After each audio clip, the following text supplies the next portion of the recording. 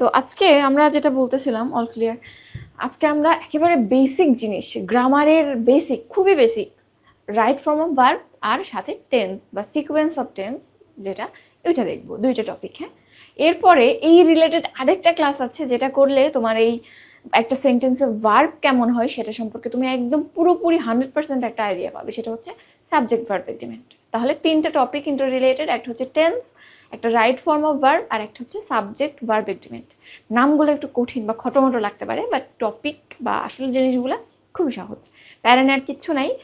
তো আজকে আমরা এই দুইটা টপিক পড়ি, এবং এই টপিকগুলোর ক্ষেত্রে যদি বলো যে আপু এই প্রশ্ন থেকে বা এই টপিক থেকে কীরকম প্রশ্ন আসে, প্রশ্ন যদি এখন দেখো, এখনকার কোশ্চেন খুবই বেসিক জায়গা থেকে আসে, ভোকাবুলারি একটু কম আসছে, এবং সেই ক্ষেত্রে গ্রামারের গুরুত্বটা বাড়ছে। এবং গ্রামারের ক্ষেত্রে বেসিক টপিক বা একদম বেসিক জায়গা থেকে অনেক সময় হয় যে ভেগ একটা গ্রামার আসছে, কোন টপিক থেকে আসছে বা কোন রুল থেকে আসছে, not that much clear. But এখনকার যে টপিকগুলা সবই খুবই ক্লিয়ার কাট গ্রামার থেকে আসছে। তুমি যদি প্রিভিয়াস ইয়ারের কোশ্চেনগুলো একটু দেখো, এর আগের বার তো মানে এই 25-এর আগে 24-এর বার শুধু গ্রামারই আসছে। তো সেই ক্ষেত্রে টপিকগুলো থেকে রিকারেন্টলি প্রশ্ন আসছে, আমাদের ভালো করে পড়তে হবে, ঠিক আছে? আর এই যে গ্রামারের টপিকগুলোর ক্ষেত্রে ভোকাবুলারি আমি তোমাদের শুরু করব। আজকে ক্লাস শুরু হলো, আমরা আগামীকাল থেকে 15 মিনিটস গেম চেঞ্জার শুরু করব, এবং কিভাবে পড়বা কি করবা আমি তোমাদের বলে দিব। তার আগ পর্যন্ত আপাতত একটু বলি, ভোকাবুলারির ক্ষেত্রে রেগুলার পড়তে হবে, এবং জাস্ট মুখস্থ করার যে টার্গেট এটা না নিয়ে তুমি রিডিং পড়তে থাকো, একটা সময় হয়ে যাবে। আর যদি গ্রামারের কথা বলো, গ্রামার আসলে বেসিক জিনিসটাই প্র্যাকটিসের উপর। প্র্যাকটিস বলতে তুমি, হ্যাঁ আমি 10টা রুল পড়েছি, ওকে আমি রুল জানি মানে যে আমি পারি, এটা কিন্তু না। এটা একদম ম্যাথের মতো, তুমি যতক্ষণ না ওইটা প্র্যাকটিক্যালি অ্যাপ্লাই করছো ততক্ষণ আসলে নলেজটা পারফেক্ট হয় না, পূর্ণ হয় না। তো সেই ক্ষেত্রে আমরা কি করব, আমরা আগে তো রুলগুলো পড়বো, পড়ার পর তুমি হয়তো 1 ঘন্টা ধরে রুল প্র্যাকটিস করলে, জাস্ট কম্পারিজনের জন্য বলছি, 5 ঘন্টা তুমি কোশ্চেন সলভ করবে, ঠিক আছে? 20-80% এরকম একটা পার্সেন্টেজে ভাগ করো, যে 20% আমি রুল পড়বো, 80% কোশ্চেন সলভ করবো। কোশ্চেন সলভ করার প্যাটার্নটা কীরকম হবে? কোশ্চেন সলভ করার ক্ষেত্রে অবশ্যই অবশ্যই তুমি একটা কোশ্চেন যখন সলভ করছো, তোমাকে জানতে হবে এই কোশ্চেনটা কিভাবে হচ্ছে। আর যখন তুমি রিজনটা জানবা, তখন ওই একটা রুল তোমার মাথায় কাজ করবে। সো এখানে দুইটা জিনিস হবে, যে একটা কোশ্চেন আসলে কী ধরনের কোশ্চেন আসে এটা জানলা, এবং তুমি যখন একটা কোশ্চেন নিয়ে অ্যানালাইসিস করছো, চিন্তা করছো, তখন কিন্তু ওই রুলটাও আমার রিভিশন হয়ে গেল, যেটাকে আমরা অ্যাক্টিভ রিকল বলি, পড়াশোনার সব থেকে supreme level. Active recall, actively যখন আমরা কিছু মনে করি এবং এটা দীর্ঘ সময় মনে থাকে, ঠিক আছে? এখন প্রশ্ন, পড়ার ক্ষেত্রে আমরা কোন বই ফলো করব? তো আমাদের একটা মেডওয়ার্কস তো আছেই, যারা প্রথম থেকে ভর্তি হয়েছিল অনেকের কাছে আছে, নতুন যে ভার্সনটা আসবে সেখানে আমরা বইটা আপডেট করছি, এবং বেসিক যে থিওরির জায়গাটা এটা মোটামুটি এনাফ আছে বইতে। আমরা বাড়াবো কোন পোর্শনটা? কোশ্চেনের পোর্শনটা বাড়াবো, ঠিক আছে? তাহলে তুমি চাইলে মেডওয়ার্কস পড়তে পারো, এর বাইরে তুমি চাইলে অ্যাপেক্স পড়তে পারো, তুমি চাইলে মাস্টার পড়তে পারো, তুমি চাইলে এর বাইরে কম্পিটিটিভ এক্সামও পড়তে পারো। 3টা বই আমি নর্মালি সাজেস্ট করি, অ্যাপেক্স, মাস্টার, কম্পিটিটিভ এক্সাম। কোন বইটা কাদের জন্য একটু বলি, হ্যাঁ ফার্স্ট ক্লাস কিছু স্টুডেন্টের জন্য, এই জন্য একটু টাইম নিচ্ছি। অ্যাপেক্স যে বইটা আছে, অ্যাপেক্স বইটার ক্ষেত্রে এইটা একেবারে বেসিক লেভেলের বই, মানে সব কিছু আছে, খুঁটিনাটি আছে, এবং খুবই বিস্তারিতভাবে আছে। তবে কিছু জায়গা আছে খুবই সুপ্রিম, মানে খুবই কঠিন স্তর, বা আমরা বলি না যে ইজি, তারপরে হচ্ছে মিডিয়াম, তারপর হার্ড, হার্ড লেভেলের পোর্শন এখানে বেশ ভালো সংখ্যকই আছে। তো এখানে যেহেতু ভ্যাস্ট জিনিস, একটু কঠিন আছে, স্ট্যান্ডার্ড আছে, এবং হায়ার লেভেলের স্টাডিজের জন্য, বিসিএস এর জন্য, পরবর্তী চাকরির জন্য বইটা ভালো। বাট তোমাদের লেভেলে কিছু ক্ষেত্রে কঠিন মনে হতে পারে, তাইলে এটা স্ট্যান্ডার্ড বই, তো একটু কঠিন লাগতে পারে। আর মাস্টারের ক্ষেত্রে মাস্টার বইটা আরও ইজিলি প্রেজেন্ট করা হয়েছে সব কিছু, এবং এখানে দেখবা কোশ্চেনগুলা সব ক্ষেত্রে সুপ্রিম কোশ্চেন আছে অবভিয়াসলি, বাট জিনিসগুলোকে ইজিলি রিপ্রেজেন্ট করা হয়েছে, এবং তোমার জন্য সহজ বোঝা একটা রুল, তার আন্ডারে কোশ্চেনগুলো অ্যানালাইসিস করা হয়েছে, এবং যত ইজি সম্ভব ইজি করা হয়েছে। তবে মাস্টারের একটা কি বলবো, মানে একটা দুর্বলতা যদি বলতে বলো, তাহলে এটা হচ্ছে 2021-এ লাস্ট এডিশন এসেছে, এরপর আর নতুন এডিশন আসে নাই। সো আপডেটেড কোশ্চেন তোমরা পাচ্ছ না। অ্যাপেক্স কিন্তু প্রতি বছর নতুন এডিশন আসে। আর কম্পিটিটিভ এক্সামের ক্ষেত্রে সব থেকে বড় যেটা সুবিধা, সেটা হচ্ছে যে একটা প্রশ্ন তুমি যখন সলভ করবা, দেখবা তার নিচে ব্যাখ্যা দেওয়া আছে, অন্য কোনো বইতে তুমি এরকম ব্যাখ্যা পাবে না, এর প্রত্যেকটা কোশ্চেনের ব্যাখ্যা। সো কম্পিটিটিভ এক্সাম তাদের জন্য ভালো যারা লাস্ট মোমেন্টে কোশ্চেন সলভ করছে, ঠিক আছে? তো এইটাই হচ্ছে মূল কথাবার্তা। আমরা তাহলে এখন পড়াশোনা শুরু করব, ঠিক আছে? কখন আসবে ম্যাটেরিয়াল? ম্যাটেরিয়াল আসবে এইচএসসির মাসখানেক আগে। অ্যাসপেক্ট পড়ো, সমস্যা নাই, বাট তোমাকে অবশ্যই স্ট্যান্ডার্ডটা মেনটেন করতে হবে অ্যান্ড তোমাকে স্ট্যান্ডার্ডটা বুঝতে হবে যে কোন জিনিসটাকে আমরা স্ট্যান্ডার্ড বলছি। ওকে, তাহলে আমরা শুরু করব। হ্যাঁ,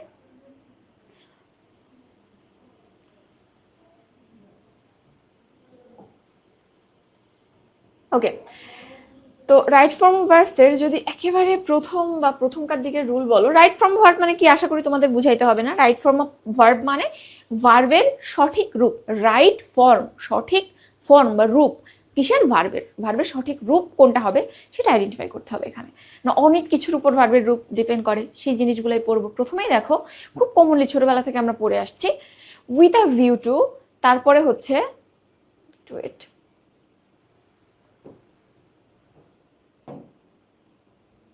ওকে, দেখো with a view to, look forward to, give up, insist on, be used to, এই যে জিনিসগুলো আছে এগুলোর পর যদি কোনো ভার্ব আসে তার সাথে আইএনজি যোগ করতে হয়। নর্মালি মনে রাখবা যদি কোনো প্রিপোজিশন আসে, প্রিপোজিশন এর পর সব সময় ভার্বের সাথে আইএনজি যোগ হয়। সব সময় ভার্বের সাথে কি হয়? আইএনজি যোগ করতে হয়। তাহলে এই যে জায়গাগুলো দেখছো, বি ইউজ টু, এটু কিন্তু এখানে ভার্ব। ইনসিস্ট অন, অন এখানে প্রিপোজিশন। আপ, এখানে up preposition. Look forward two, এই টু প্রিপোজিশন। এখন তুমি বলতে পারো আপু টু প্লাস ভার্ব, এরকম একটা ফর্ম তো আছে যে টুকে আমরা ইনফিনিটিভ টু বলি। এখন তাহলে একটু জানতে হবে টু কত রকম হয়। নর্মাল রুলটা কি? এখানে আমি একটা রুল বললাম, প্রিপোজিশনের পর ভার্বের সাথে আইএনজি চাই, এই একটা রুল তুমি মনে রাখতে পারো। আর একটা রুল আমরা নর্মালি যেটা করে থাকি, মুখস্থ করি, যে with a view to, look forward to, give up, insist on, be used to, এই জিনিসগুলোর পর গেট ইউজ টু আমরা ভার্বের সাথে আইএনজি দিই। ওকে, বাট বেসিক জিনিস কিন্তু এটা কেন হচ্ছে? কারণ প্রিপোজিশনের পর ভার্বের সাথে আইএনজি হয়। ওকে, এখন তাহলে এই যে টু নিয়ে একটু ঝামেলা লাগে, বিকজ টু দুই রকম হয়। টু কত রকম হয়? দুই রকম হয়। কি কি টু? একটা হচ্ছে প্রিপোজিশন হিসেবে টু,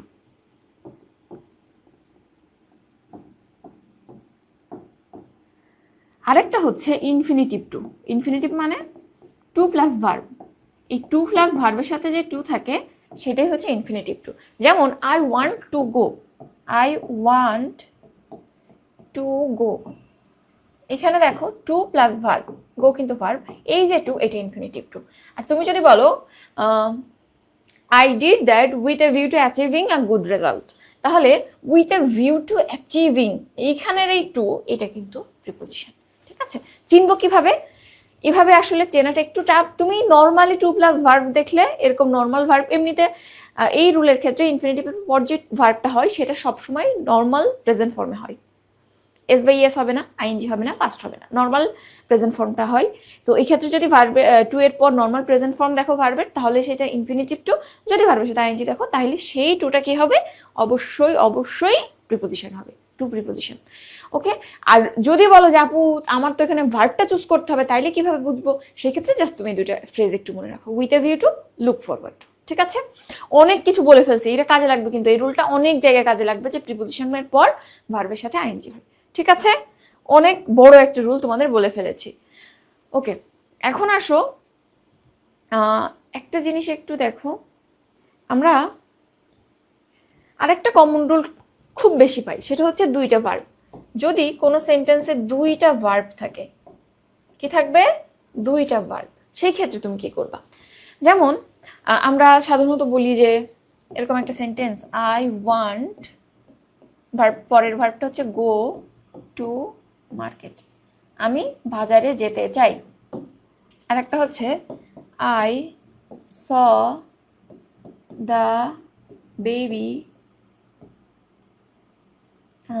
ওয়াক, আমি বাচ্চাটাকে হাঁটতে দেখলাম। দুইটা সেন্টেন্স, দুইটা ভার্ব। কোন ক্ষেত্রে কোন রুল অ্যাপ্লাই করব? আমরা নর্মালি দুইটা ভার্ব থাকলে জানি দুইটা রুল। একটা হচ্ছে ইদার পরের ভার্বটা টু প্লাস ভার্ব এই ফরম্যাটে লিখো, এক নম্বর রুল, টু প্লাস ভার্বের ফরম্যাট। দুই নম্বর রুল কি? ভার্বের সাথে আইএনজি যোগ করে দাও। এখন সব জায়গায় কি এই রুল কাজ করবে? টু প্লাস ভার্ব সব জায়গায় অ্যাপ্লাই করতে পারবো? ভার্বের সাথে আইএনজি সব জায়গায় অ্যাপ্লাই করতে পারবো? পারবো না, কিন্তু শর্ত আছে। শর্ত হচ্ছে যদি তুমি দেখো সেন্টেন্সটাই উদ্দেশ্যমূলক কোনো কাজ হচ্ছে, তুমি কোনো একটা উদ্দেশ্য নিয়ে বা ওই সেন্টেন্সের সাবজেক্ট কোনো একটা উদ্দেশ্য নিয়ে কাজ করছে, তাহলে সেই ক্ষেত্রে আমরা টু প্লাস ভার্ব এই রুলটাতে যাব। আর যদি দেখো যে কাজটা হচ্ছে সেন্টেন্সে, এটা উদ্দেশ্যমূলক কোনো কাজ না, জাস্ট হচ্ছে, তুমি দেখছো বা তুমি খাচ্ছ, এমনি এমনি এমনি এমনি হচ্ছে, সেই ক্ষেত্রে আমরা সেকেন্ড রুলে যাব। যেমন প্রথম সেন্টেন্সটাই দেখো, I want go to market, আমি বাজারে যেতে চাই। তাহলে তুমি বাজারে যেতে চাও, এটা কি এমনি এমনি না, নিশ্চয়ই কোনো উদ্দেশ্য নিয়ে বা কাজটা তুমি বাজারে যেতে চাও ইচ্ছাকৃতভাবে, তাই না? এখানে এমনি তো ওয়ান শব্দ দিয়ে ইচ্ছা বুঝাচ্ছেই বটে। তাহলে এই ক্ষেত্রে আমরা প্রথম রুলে যাব। হ্যাঁ, এখানে কিন্তু I want going to market বললে হবে না, এটা কি হবে, টু গো, অবশ্যই টু গো, এখানে আবার গোয়িং বললে হবে না, টু গো হবে। সেকেন্ডটার ক্ষেত্রে I saw the baby walking, একটা বাচ্চা হাঁটছিল, হুট করে তোমার চোখ পড়লো, তুমি দেখলা, এখানে কোনো উদ্দেশ্য নিয়ে তুমি তাকিয়েছো বাচ্চাটার উপর না, চোখ পড়লো দেখলা, এখানে কিন্তু কোনো উদ্দেশ্য নাই। সেকেন্ড ক্ষেত্রে আমরা ওয়াকিং দিব, I saw the baby walking. ঠিক আছে, তাহলে এই দুইটা রুল আমাদের জানতে হবে, ইনভ্যারিয়েবলি বিভিন্ন পরীক্ষাতে আসে। হ্যাঁ, জিএসটির পরীক্ষাতে প্রচুর এই টাইপের প্রশ্ন আসে, মেডিকেলে তো আসেই। অ্যান্ড জিএসটি একটা বিশাল ফিল্ড, তোমরা এখন বুঝতেছো না, সেকেন্ড টাইমাররা বুঝতেছে। ওকে, এরপর আসো, এখানে যে জিনিসগুলো আছে দেখো, কিছু স্পেসিফিক ভার্ব আছে। এখানে তো দুইটা রুল বললাম যে দুইটা ভার্ব থাকলে আমরা নর্মাল কিভাবে কি করি। কিছু ক্ষেত্রে উদ্দেশ্য বুঝাইলেও আমরা ভার্বের সাথে আইএনজি যোগ করতে বাধ্য, এরকম কিছু ভার্ব আছে। অনেকগুলো লেখা আছে স্পেশাল বা যেগুলো কমনলি আসে সেগুলো দেখো। প্রথমত এই ক্ষেত্রে ফিনিশ, কোনো কিছু শুরু করা, শেষ করা, তোমার মনে কিছু ভালো লাগা, খারাপ লাগা, এরকম কোন কিছু শেষ, শুরু, ভালো লাগা, খারাপ লাগা, অনুভূতি, এই জিনিসগুলো, এই ভার্বগুলা যদি পরবর্তীতে কোনো ভার্বের সাথে বসে তখন সেকেন্ড ভার্বে আইএনজি হয়। তাহলে দেখো ফিনিশ, শেষ করা, তারপর দেখো স্টার্ট, শুরু করা, তারপর দেখো মনের অনুভূতি, এনজয়, তুমি কোনো জিনিস উপভোগ করছো, এটা কিন্তু অনুভূতি। রিগ্রিট, আফসোস করছো, এটাও অনুভূতি। হেট, ঘৃণা করছো, অনুভূতি। প্রিফার, পছন্দ করছো, অনুভূতি। কনসিডার, বিবেচনা করছো, সবগুলো অনুভূতি। তাহলে এই যে ভার্বগুলো আছে, এই ভার্বগুলো শুরু, শেষ, মনের অনুভূতি, এই সমস্ত ভার্বের ক্ষেত্রে সেকেন্ড ভার্ব আসলে ভার্বের সাথে আইএনজি। ঠিক আছে, এক্সাম্পল দেখো, I enjoy listening to music, এখানে কখনোই তুমি টু লিসেন বলতে পারবে না, যদি উদ্দেশ্য নিয়ে হয়তো গান শোনো। I enjoy listening to music. Okay, rule, enjoy একটা ভার্ব, যার পর সেকেন্ড ভার্ব আসলে আমরা বাধ্যতার সাথে আইএনজি যোগ করতে। ওকে, এরপর আসো, ওয়াইলের ক্ষেত্রে দুইটা রুল আছে, আশা করি দুইটা জানো। ওয়াইলের প্রথম রুল, যদি ওয়াইলের পর পরে ডিরেক্ট ভার্ব থাকে, আরেকটা হচ্ছে ওয়াইলের পর একটা সাবজেক্ট থাকবে তারপর ভার্ব থাকবে। তো ওয়াইলের ডিরেক্ট পর যদি ভার্ব থাকে তাহলে ডিরেক্ট ভার্বের সাথে আইএনজি যোগ করে দাও, অন্য কিচ্ছু দরকার নেই। বাট যদি ওয়াইলের পর একটা সাবজেক্ট থাকে, যেমন ধরো ওয়াইল আই, ভার্বটা হচ্ছে ওয়াক, তার আমি কি বললাম, ওয়াইলের পর ভার্ব থাকলে আইএনজি যোগ করতে হয়। ওয়াইল আই ওয়াকিং, হয় এখানে সাবজেক্টের পর ডিরেক্ট ভার্বের সাথে আইএনজি হয় না, তাহলে এখানে অ্যামিজ আর ওয়াজ এর কিছু একটা বসবে। ঠিক আছে, এবং ওয়াইল যুক্ত সেন্টেন্স মোস্টলি দেখবা পাস্টে হয়, এই জন্য এখানে আমরা কি করব, অ্যামিজ আর ওয়াজ এর কোনটা দিব, আমার জন্য ওয়াজ দিব, বাট যদি অন্য কেউ থাকে ওয়ার দিব। তাহলে এখানটাতে আমরা নর্মালি পাস্ট কন্টিনিউয়াস করি যদি সাবজেক্ট থাকে, কারণ শুধু ভার্বের সাথে আইএনজি দেওয়া যাচ্ছে না। তাহলে রুল দুইটা কি কি বলো, যদি ডিরেক্ট ভার্ব থাকে ওয়াইলের পর ভার্বের সাথে আইএনজি, আর যদি ভার্বের আগে একটা সাবজেক্ট থাকে তাহলে পাস্ট কন্টিনিউয়াস। দেখো, while working in the garden I saw a snake, তাহলে এখানে ডিরেক্ট ওয়াইলের পরে ভার্ব। আর এখানে while he was working in the garden he saw a snake, তাহলে এখানে হি সাবজেক্ট আছে, এই জন্য পাস্ট কন্টিনিউয়াস হয়েছে, subject plus was plus working. ঠিক আছে, ওকে। এরপরে প্রিপোজিশনের পর ভার্বের সাথে আইএনজি যোগ করতে হয়। ওকে, এটা কেন হয় তুমি বলতে পারবা কেন হয়? পার্টস অফ স্পিচ অনেকে পড়েছো, অনেকে পড়ো নাই। তো পার্টস অফ স্পিচের ক্ষেত্রে একটা রুল আছে, প্রিপোজিশন নিয়ে দুইটা কথা জানতে হয়। প্রিপোজিশন, অ্যাপ্রোপ্রিয়েট প্রিপোজিশন, ওগুলো আলাদা জিনিস। পার্টস অফ স্পিচ থেকে প্রিপোজিশন সম্পর্কে দুইটা কথা জানবা। একটা হচ্ছে প্রিপোজিশন কোথায় বসে, প্রিপোজিশন। প্রিপোজিশনটা ভাঙলে, আমি একটু পার্টস অফ স্পিচের কথা বলছি, দুইটা কথাই, বেশি না। প্রিপোজিশন, তাইলে দেখো ওর অবস্থান কোথায়, পজিশন কোথায়, সেটা প্রিপোজিশন অর্থটার মধ্যেই আছে। প্রিপোজিশন কিসের আগে অবস্থান, নাউন বা প্রোনাউনের আগে। তাহলে তোমাকে প্রিপোজিশন সম্পর্কে প্রথমেই যেটা জানতে হবে সেটা হচ্ছে যে প্রিপোজিশন বসে কোথায়, preposition of noun and pronoun, অর্থাৎ প্রিপোজিশনের অবস্থান নাউন বা প্রোনাউনের প্রি বা পূর্বে। প্রি মানে তো আগে, তাই না, পোস্ট মানে পরে। তাহলে কোথায় অবস্থান করবে, অবশ্যই সে নাউন বা প্রোনাউনের আগে অবস্থান করবে। ঠিক আছে, তো একটা প্রিপোজিশনের পর তুমি ভার্ব দিতে পারবা না, তাহলে ভার্বকে নাউন করার বা প্রোনাউন করার ওয়ে কি, জেরান্ড বানিয়ে দাও, তার সাথে আইএনজি যোগ করে দাও। এজন্যই আমরা প্রিপোজিশনের পর কোনো ভার্ব আসলে তার সাথে আইএনজি করি, আইএনজি যোগ করলে নাউন হয়ে যায়। হ্যাঁ, এটা কিন্তু শর্ত, প্রশ্ন আসবে যে প্রিপোজিশন কার পূর্বে বসে, নাউন বা প্রোনাউনের পূর্বে বসে। ঠিক আছে, এই প্রশ্নটা ফ্রিকোয়েন্টলি পরীক্ষাতে আসে। এবং প্রিপোজিশন পূর্বে অবস্থান, এভাবে জাস্ট একটু মনে রাখো। এরপর আসো আমরা পরে যাই। আচ্ছা, এরপর এটা অলরেডি বলে ফেলেছি দুইটা ভার্বের কথা। এটা একটু দেখতে পারো, কিছু ফ্রেজ আছে যে ফ্রেজগুলোর পর আমরা সবসময় ভার্বের সাথে আইএনজি যোগ করি। এটাও তোমার স্টেটমেন্ট, স্টেটমেন্ট মানে এটা কোনো কাজের না, এটা তো সেরা, এটা অনেক ভালো, এটাও ভালো, এরকম তুমি অনুভূতি জানাচ্ছ। ইট ইজ নো গুড, এটা কোনো কাজের না, ফালতু জিনিস। ইট ইজ নো ইউজ, একদম ফাঁকিবাজি। ইট ইজ নাইস, এটা তো ভালো। তাহলে এই যে স্টেটমেন্টগুলো দিচ্ছ, স্টেটমেন্টগুলোর পর যদি কোনো ভার্ব আসে, ভার্বের সাথে আইএনজি হয়। যেমন দেখো, it is no use earning about it. ঠিক আছে, নো ইউজের পরে আর্নিং। ওকে, এরপর পরের পেজে যাই। আচ্ছা, এখন দেখো একটা সিম্পল সেন্টেন্স আমি তোমাকে দিলাম। সিম্পল সেন্টেন্স এটা কিভাবে চিনবো? সিম্পল সেন্টেন্সের শর্ত হচ্ছে যে একটা সাবজেক্ট থাকবে এবং একটা ফাইনাইট ভার্ব থাকবে। একটা সাবজেক্ট, একটা ফাইনাইট ভার্ব, দুইটা ফাইনাইট ভার্ব থাকবে না, কোনোভাবেই থাকবে না। এখন আমি তোমাকে একটা সেন্টেন্স দিলাম, go home, I will call you. বাসায় যে আমি তোমাকে কল দেবো। তো দেখো সাবজেক্ট কয়টা? একটা সাবজেক্ট, বাট গো আবার কল দুইটা ফাইনাইট ভার্ব দেখছি। এখন তাহলে কি করতে হবে? তো এই ক্ষেত্রে আমরা একটাকে নন ফাইনাইট করি। নন ফাইনাইট করার দুইটা ওয়ে আছে। নর্মালি একটা টু প্লাস ভার্ব করা যায়, যেটা লেস কমনলি ইউজ হয়। আর নর্মালি আমরা জেরেন্ড করে বা ভার্বের সাথে আইএনজি যোগ করে করতে পারি। এখানে আমরা ভার্বের সাথে একটা ভার্বের সাথে আইএনজি যোগ করেই এখানে একটা ফাইনাইট ভার্ব রাখবো আর একটা নন ফাইনাইট করে দিব। তাহলে এখন কোন ভার্বের সাথে তুমি আইএনজি যোগ করবা? দেখো নর্মাল আমরা একটা সেন্টেন্সের স্ট্রাকচার জানি, subject plus verb plus object. তাহলে যেখানে সাবজেক্ট আছে সেই ভার্বটাকে ফাইনাইট ভার্ব রাখবো।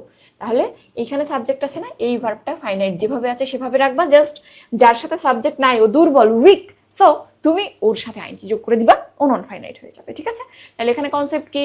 সিম্পল সেন্টেন্স দিয়েছে, একটা সাবজেক্ট, তাহলে একটাই ফাইনাইট ভার্ব হবে, একাধিক হবে না। এই জন্য আমরা যার সাথে সাবজেক্ট আছে সেটাকে রেখে দেবো ফাইনাইট রূপে, যার সাথে নাই সে দুর্বল, সেটাকে নন ফাইনাইট করে দেবো। ঠিক আছে, এক্সাম্পল দেখো এখানে কি হবে, going home I will call you. ঠিক আছে, ওকে ওকে। এরপর আসো আমরা আরেকটা জিনিস শিখবো এখানটাতে। এই কিছু ভার্ব এখানে আছে, দেখো সবই তোমার পঞ্চ ইন্দ্রিয়ের অনুভূতি রিলেটেড। যেমন পঞ্চ ইন্দ্রিয়ের মধ্যে কি কি আছে? কান আছে, কান দিয়ে আমরা শুনি, চোখ দিয়ে দেখি, দেখো হিয়ার আছে, সি আছে মনের অনুভূতি, ফিল, স্মেল, নাক দিয়ে গন্ধ নেই, চোখ দিয়ে দেখি, ওয়াচ। তাহলে এই যে ভার্বগুলা আমাদের ফিলিংস রিলেটেড বা পঞ্চ ইন্দ্রিয়ের অনুভূতি রিলেটেড যে ভার্বগুলা, এরপর যদি দ্বিতীয় ভার্ব আসে তাহলে দুইটা রুল আছে, একটু ব্যতিক্রম।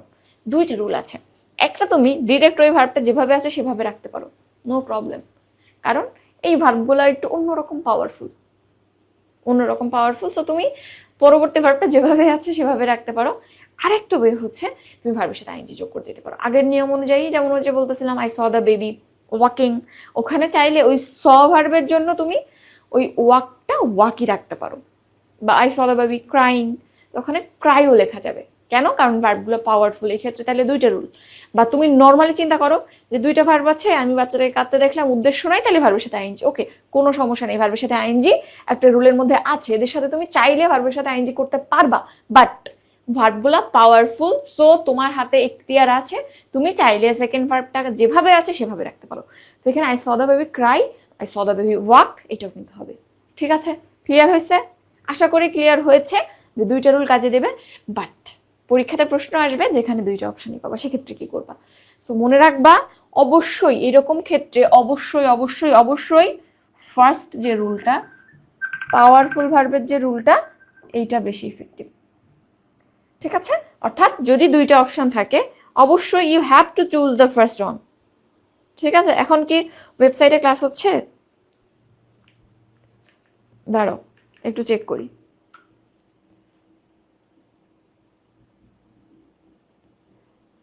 হ্যাঁ, ক্লাস হচ্ছে।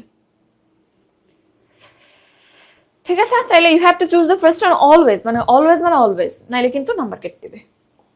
এরপর আসো এই রুল সবাই জানো যে had better, had rather, would better, would rather, এই যে ফ্রেজগুলো আছে এদের পর কোনো ভার্ব আসলে তার বেস ফর্মটা বসে। You had better see a doctor, you had better take warm water. তাহলে এই যে জায়গাগুলো আছে এত বেশি পড়ছো তোমরা, হ্যাভ টু, হ্যাজ টু, অনেক বেশি পড়ছো। সো আমার মনে হয় এটা বলা লাগবে। ওকে, এরপর এটাও বলে ফেলেছি, এরপরে বেস ফর্ম বসে। আচ্ছা, এরপর অ্যাজ দো অ্যাজ ইফ এর রুলটা একটু দেখো। অ্যাজ দো অ্যাজ ইফ এর ক্ষেত্রে আমরা যে কাজটা করি দেখো, অ্যাজ দো অ্যাজ ইফ বা এই টাইপের যে রুলগুলো আছে এই রুলগুলোর ক্ষেত্রে আমরা P1 P2 P3 মনে রাখবো। কি মনে রাখবো? P1 P2 P3। P1 মানে প্রেজেন্ট ইনডেফিনাইট, প্রেজেন্ট ইনডেফিনাইট মনে রাখবা, এটা কিন্তু অনেক জায়গায় আমি বলবো পরে। P2 মানে পাস্ট ইনডেফিনাইট, P3 মানে পাস্ট পারফেক্ট। এটা একটু লিখো, দেখবে প্র্যাকটিসে প্রচুর কাজে লাগতেছে। তুমি নিজে প্র্যাকটিস করতে পারবা। পড়াই স্যাটিসফ্যাকশন কখন আসবে? যখন তুমি পড়ার পরে পরীক্ষাতে ভালো একটা মার্কস পাবা। তুমি আজকে ক্লাসটা করো, কোশ্চেন সলভগুলো আমার সাথে করো, তারপর যে কোনো একটা মডেল টেস্ট বের করে এই টপিকের উপর এক্সাম দাও, দেখবা বেশ ভালোই মার্কস পাচ্ছ যদি ক্লাসে মনোযোগ দাও। তো তাহলে P1 P2 P3 এই তিনটা রুল আমরা মনে রাখবো, তিনটা নেমনিক আমরা মনে রাখবো। এখন এটার কাজ কি? কিছু রুল আছে অনেক জায়গাতে দেখবা একটা পোর্শন P1 হইলে অর্থাৎ প্রেজেন্ট ইনডিফিনাইট হইলে অপর পোর্শনটা পাস্ট ইনডিফিনাইট হয়, আবার একটা পোর্শন পাস্ট ইনডিফিনাইট হলে অপর পোর্শনটা পাস্ট পারফেক্ট হয়। ঠিক আছে, এটা কিসের উপর ডিপেন্ড করে একটু বলি দেখো। দুইটা কাজ, ধরো অতীতে দুইটা কাজ একসাথে হয়েছে, যেমন বাবা বাড়ি আসার আগে আমি ভাত খেয়ে ঘুমিয়ে পড়েছি, বা বাবা বাড়ি আসার আগে আমার পড়া শেষ হয়েছে। দুইটা কাজ হচ্ছে এখানে। কয়টা কাজ? দুইটা কাজ। দুইটার মধ্যে একটা কিন্তু একটু তুলনামূলক আগে হচ্ছে, আবার একটা একটু তুলনামূলক পরে হচ্ছে, তাই না? যেমন বাবা বাড়ি এসেছে আর আমি খেয়েছি, দুইটার মধ্যে কি বললাম? বাবা বাড়ি আসার আগে আমি খেয়ে নিয়েছি। তাহলে কোনটা আগে হয়েছে? আমার খাওয়াটা আগে হয়েছে, তারপর বাবা আসছে। তাহলে এই ক্ষেত্রে তুমি যদি পাস্টের কথা চিন্তা করো, পাস্ট ইনডেফিনাইট তুলনামূলক আগের নাকি পারফেক্ট তুলনামূলক আগের? পাস্ট পারফেক্ট কিন্তু বেশি আগের, পাস্ট ইনডেফিনাইট মোটামুটি সে তুলনায় একটু পরে। তাহলে আমি যদি এই একই সেন্টেন্সের মধ্যে এই দুইটাকে টেন্সে আইডেন্টিফাই করতে বলি, কোন ক্ষেত্রে কোন টেন্স হবে? যেটা আগে হয়েছে, তোমার খাওয়া past perfect, that is P3 হবে। আর তোমার বাবার আসা past indefinite, that is P2 হবে। মনে থাকবে। আবার তুমি যদি ফিউচারের কথা বলো, ফিউচারের ক্ষেত্রে আমরা প্রেজেন্ট এন্ড ফিউচার দুইটা টেন্স রাখি, একটা প্রেজেন্ট রাখি প্রেজেন্ট ইনডেফিনাইট, আর একটা ফিউচার রাখি। জিনিসটা কি রকম? তুমি আসলে আমি যাব, দুটো ইনডেফিনাইট। তুমি আসলে আমি যাব, তো আগে কোন কাজটা হবে? তুমি আসবা, তোমারে দেখবো আমি, তোমার হ্যাঁ তুমি আসছো, ওকে আমি যাবো। তাহলে কোন কাজটা আগে হচ্ছে? আমার আশাটা আগে হচ্ছে। এই জন্য এই ক্ষেত্রে তুমি যখন বলবে if you come I will go, কোনটা আগে হচ্ছে? আমার আশাটা। তাইলে যেটা তুলনামূলক আগে হচ্ছে সেটা বর্তমানের কাছাকাছি, আর যেটা আরো পরে হচ্ছে সেটা ভবিষ্যৎ। তাহলে যদি আমরা ফিউচারের কোনো কিছু বলি তাহলে দুইটা টেন্স ব্যবহৃত হয়, একটা হচ্ছে প্রেজেন্ট আর একটা হচ্ছে ফিউচার। তাহলে কোন ক্ষেত্রে ফিউচার? যেটা তুলনামূলক পরে হচ্ছে। তুমি আসবা, তোমাকে দেখবো, আমি যাব, আমার যাওয়া। I will go when if you come বা ওয়েন ইউ কাম, সেটা হচ্ছে প্রেজেন্ট ইনডেফিনাইটের। এটাকে ক্লিয়ার হয়েছে? কখন আমরা দুইটা টাইপের বা দুইটা ক্লজ থাকলে কোন ক্ষেত্রে কোন ভার্ব দিব? আশা করি ক্লিয়ার হয়েছে। প্রচুর প্রশ্ন দেখবা এই টপিকে। এখন আসো এখানের এই জিনিসটা একটু দেখি। এটা একটা স্ক্রিনশট দাও, আমি মুছে দিব। তাহলে এটা একটু মোছা দরকার, একটা স্ক্রিনশট দাও।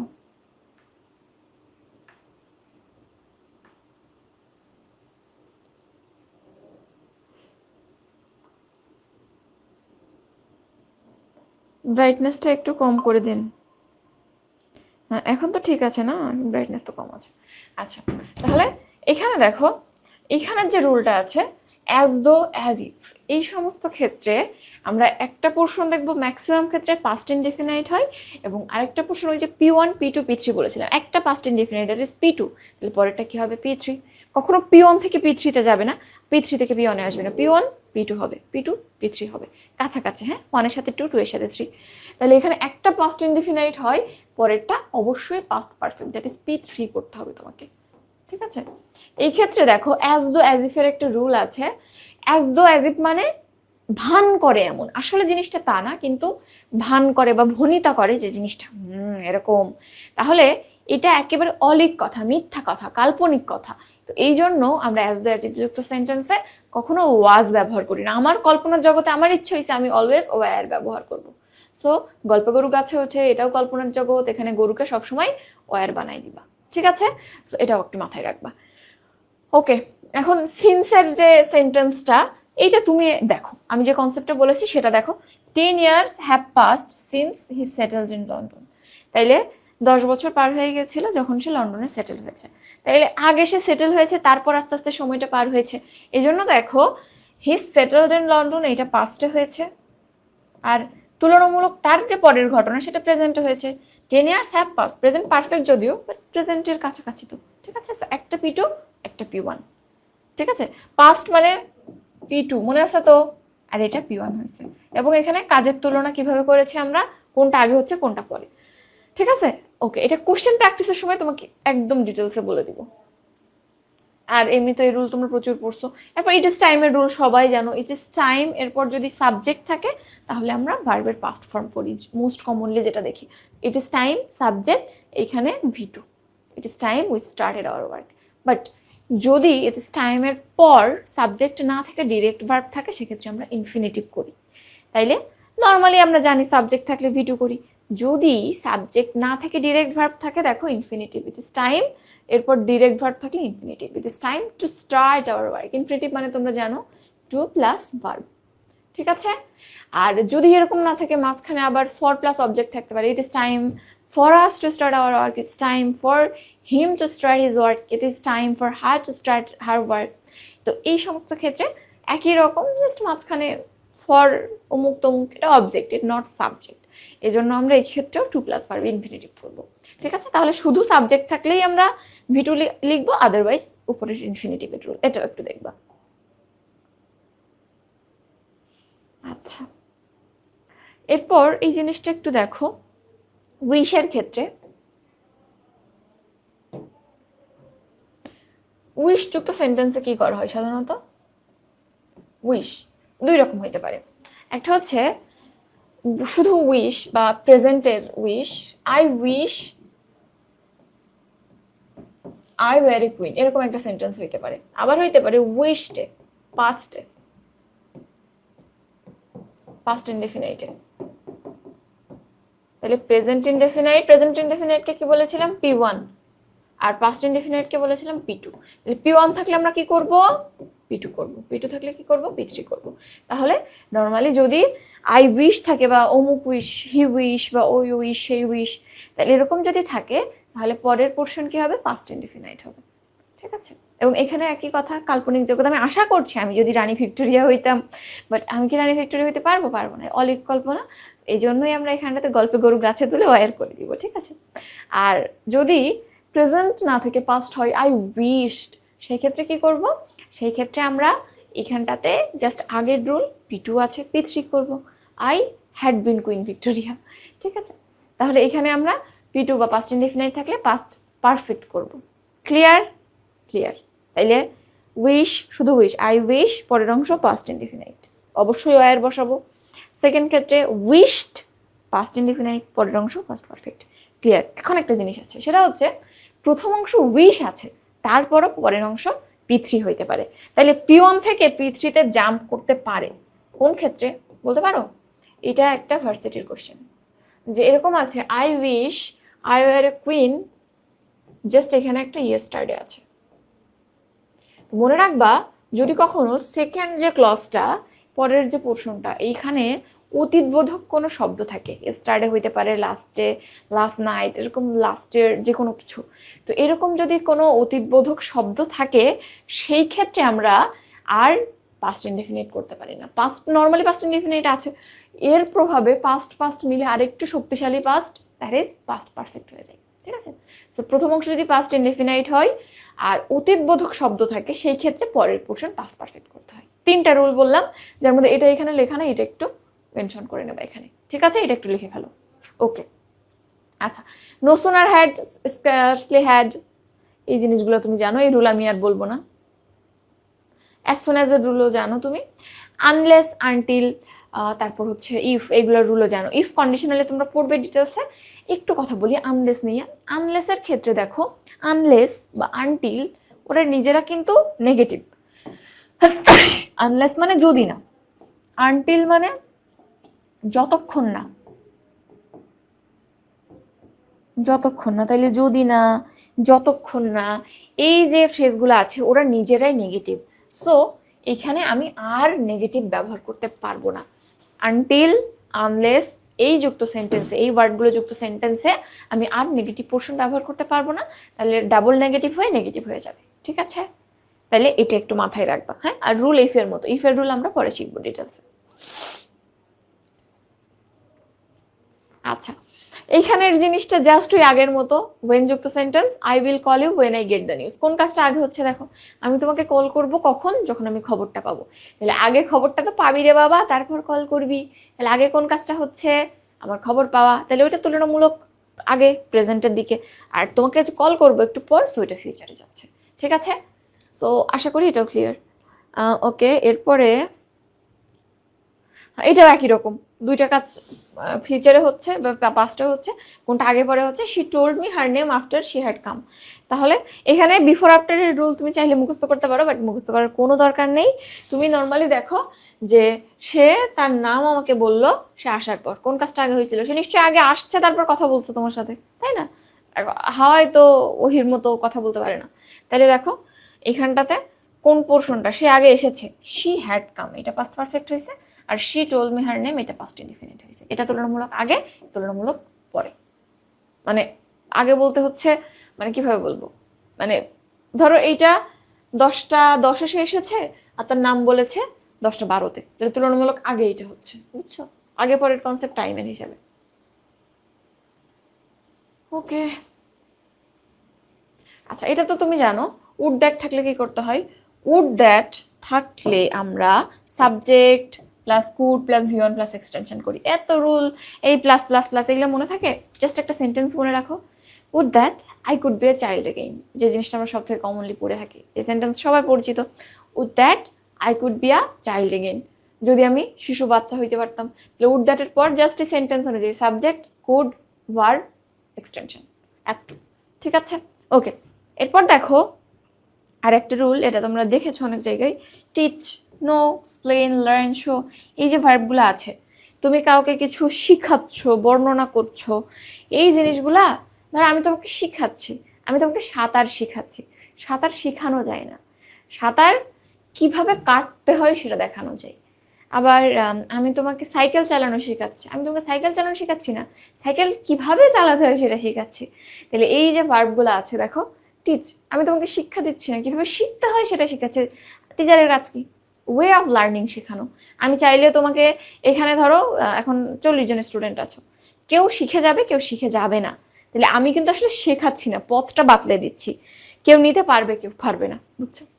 তাহলে টিচ, নো, এক্সপ্লেন, লার্ন, এই যে ভার্বগুলো আছে এগুলো ডিরেক্ট বলা যাবে না যে আই উইল বা হি টট মি, এভাবে বলা যায়। বাট আমি যখন এইভাবে বলবো যে he taught me to do this, এভাবে না, সে আমাকে এটা করতে শিখাইলো না, সে আমাকে এটা কিভাবে করতে হয় সেটা শিখাইলো। He taught me how to do this. তারপরে হচ্ছে আই নো, আমি জানি রান্না, আমি রান্না করতে পারি বা রান্না করা জানি। তাহলে আই নো কুক বা আই নো কুকিং বললে হবে না, I know how to cook, আমি প্রসেসটা জানি।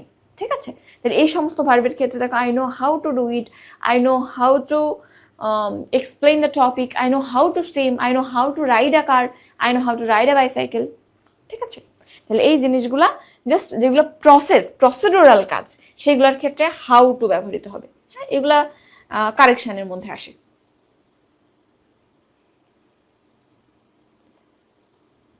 আচ্ছা, এরপরে ওকে, লেস্ট যুক্ত ভার্ব, এটা প্রচুর আসে লেস্ট যুক্ত সেন্টেন্সের ক্ষেত্রে। লেস্ট মানে নতুবা বা না হলে, এইটা যদি না হয় তাহলে পরের কাজটা হয়ে যাবে, বা এটা যদি হয় তাহলে পরের কাজটা হবে না, এরকম। তো এক্ষেত্রে লেস্ট যুক্ত সেন্টেন্স প্রথম অংশ যে অর্থ প্রকাশ করে, পরের অংশ অপোজিট। অর্থাৎ প্রথম অংশের কাজটা তুমি যদি করো পরের অংশ হবে না, প্রথম অংশটা যদি না করো পরের অংশ হবে, উল্টা। এবং এক্ষেত্রে একটা রুল আছে, লেস্ট যুক্ত সেন্টেন্সে লেস্ট যুক্ত অংশ subject plus should plus verb এই ফরম্যাটে বসে। তাইলে দুইটা জিনিস তোমাকে জানতে হবে, প্রথম অংশের কাজ হইলে দ্বিতীয়টা হবে না, বা প্রথম অংশ না হইলে দ্বিতীয়টা হবে, অপোজিট। অ্যান্ড লেস্টের ক্ষেত্রে lest plus should plus verb. ঠিক আছে, দেখো কিভাবে। Walk fast lest you should miss the train. তাইলে দ্রুত হাঁটতে বলা হচ্ছে, তুমি যদি দ্রুত হাঁটো তাইলে কি ট্রেন মিস করবা? না, তাহলে ওটা যদি করো এটা হবে না। আবার দেখো ওয়াক ফাস্ট, তুমি হেঁটো না দ্রুত, তুমি দ্রুত না হাঁটলে পরের কাজটা হবে, তুমি ট্রেন মিস করে ফেলবা। এমনি এমনি হাঁটতেছো, ট্রেন মিস। তাহলে এই দুইটা অর্থর দিক থেকে একটু মিলাবা, এবং দেখো লিস্টের পরে subject plus should plus verb always প্রচুর আসে, প্রচুর, মানে অনেক অনেক অনেক ইম্পর্টেন্ট একটা প্রশ্ন। ঠিক আছে, আশা করি বুঝেছেন। ওকে, এরপর আমরা পরে যাই।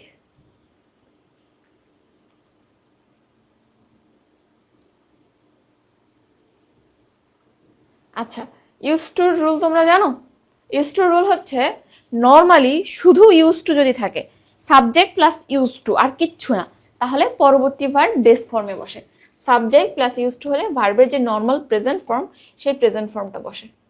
যেমন I use to play cricket in the afternoon, আমি বিকালে ক্রিকেট খেলতাম। তাহলে নর্মালি কি বললাম, যদি শুধু ইউজ টু থাকে তাহলে ভার্বের নর্মাল প্রেজেন্ট ফর্ম। বাট দুইটা জিনিস আছে, একটা হচ্ছে গেট প্লাস ইউজ টু বা be verb plus used to. Be এর মধ্যে অ্যামিজার ওয়াজ ওয়ার অনেক কিছু হইতে পারে, বি প্লাস ইউজ টু। যদি এরকম দুইটা পোর্শন থাকে, বি প্লাস ইউজ টু বা গেট প্লাস ইউজ টু, সেই ক্ষেত্রে পরবর্তী ভার্বের সাথে আইএনজি দিতে হয়। তাহলে নর্মাল শুধু use to, normal verb present ইনডেফিনাইটে। এরপর যদি তোমার সাথে গেট বা বি ভার্ব থাকে তাহলে কি করবো, ভার্বের সাথে আইএনজি। ঠিক আছে, আশা করি এটাও ক্লিয়ার হয়েছে। ওকে, এরপর হচ্ছে can not but, could not but, can not help, could not help, এটা তো তুমি জানো। Can not but could not বাটের পর যে ভার্বটা আসে তার বেস ফর্ম বসে। But can not help, could not help, help তো ভার্ব, তাহলে এইখানে এটা যেহেতু ভার্ব, পরে একটা ভার্ব আসলে তার সাথে আইএনজি যোগ করতে হয়। Can not help, could not হেল্পের পর ভার্ব আসলে তার সাথে আইএনজি যোগ করতে হয়। ঠিক আছে, এটাও তুমি জানো। আচ্ছা, এরপর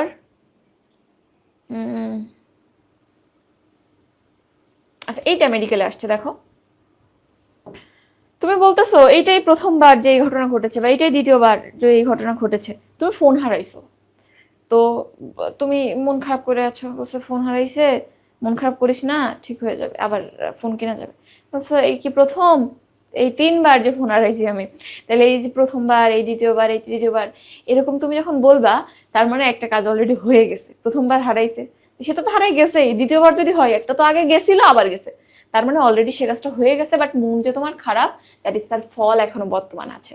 তাহলে this is the first time, second time, third time, এরকম ফ্রেজের ক্ষেত্রে আমরা যেহেতু ফল বর্তমান আছে এবং হয়ে গেছে, প্রেজেন্ট পারফেক্ট টেন্স ব্যবহার করি। ঠিক আছে, এটা কিন্তু ম্যাথ কোশ্চেন, ম্যাথে আসা। This is the first time, second time, third time, তাহলে this is the first time I have been there, this is the first time I have lost my phone, এটা আসছিল ম্যাথে। This is the second time I have lost my phone. ঠিক আছে, তুমি phone হারিয়েছো, already হারিয়ে গেছে, এবং এটা ফল এখনো বর্তমান আছে, তোমার মনটা এখনো খারাপ। ফোন হারাইলে মন খারাপ হবে না কার, বলো দেখি?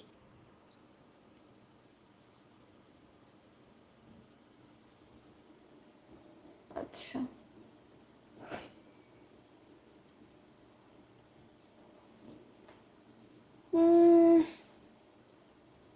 আচ্ছা, এখানে একটা রুল তোমাকে জানতে হবে।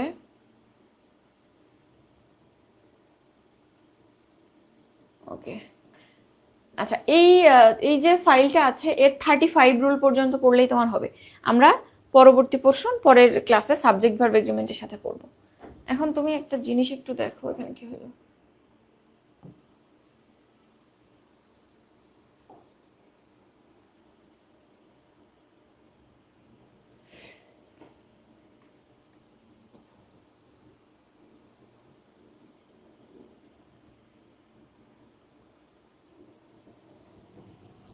এখানে আচ্ছা, এখানে একটা জিনিস একটু দেখো, প্যাসিভ এন্ড অ্যাক্টিভ আমরা কখন কিভাবে ঠিক করব বা কিভাবে নির্ধারণ করব, এই জিনিসটা যদি একটু খেয়াল করো তাহলে দেখবা। গুরু, আচ্ছা আমি এখানেই লিখি, একটু দেখার চেষ্টা করো। তো তো দেখো কোন একটা সেন্টেন্সে সাবজেক্ট অ্যান্ড এজেন্ট দুইটা জিনিস থাকে। কখনো কখনো এজেন্ট যে হয় সেই সাবজেক্ট হয়, আর কখনো কখনো সাবজেক্ট অ্যান্ড এজেন্ট ভিন্ন হয়। তো সাবজেক্ট মানে কি, একটা সেন্টেন্সের স্টার্টিংয়ে যে ওয়ার্ডটা থাকে সেটাই হচ্ছে সাবজেক্ট। আর এজেন্ট কি, ওই সেন্টেন্সে যে ভার্বটা আছে ওই ভার্বের কাজ যে করে থাকে সে হচ্ছে এজেন্ট। যেমন আই ইট রাইস,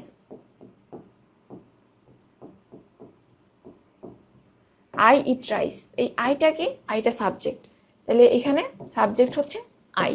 এজেন্টকে, এজেন্ট মানে এই সেন্টেন্সের ভার্বকে, খাওয়া ইট, এই কাজটা কে করছে, খাওয়ার কাজটা আমি করছি, তাহলে এখানে এজেন্ট হচ্ছে আই।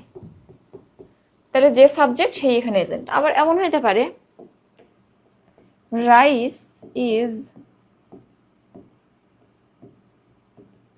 ইটেন বাই মি, এরকম একটা সেন্টেন্স হইতে পারে।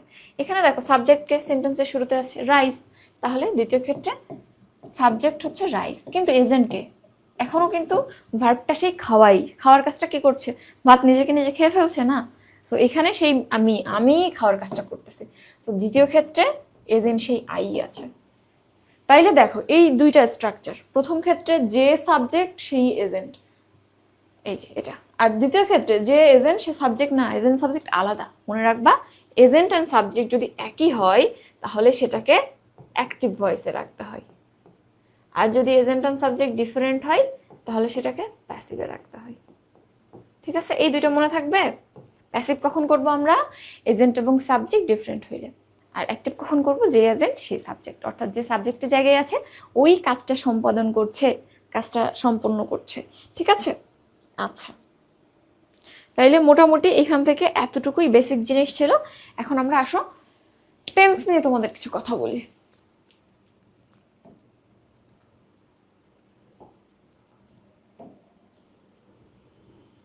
ওকে, টেন্সের ক্ষেত্রে আমি জাস্ট একটু বেসিক জিনিস বলে যাব, not that much important or unnecessary বলতে পারো অনেকে, কাজ তোমরা জানো এগুলা।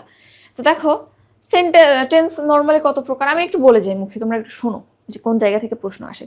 টেন্স থেকে প্রশ্ন নর্মালি যেরকম হয়, তোমাকে একটা সেন্টেন্স দিয়ে দিবে, এইটা কোন টেন্সে হবে সেটা তোমাকে ডিটারমাইন করতে হতে পারে। আবার ওই যে দুইটা ক্লজ আছে, দুইটা ক্লজের মধ্যে কোনটা কোন টেন্সে হবে, আগে হইলে কি হবে পরে হইলে কি হবে, ওইটার টাইপ হইতে পারে।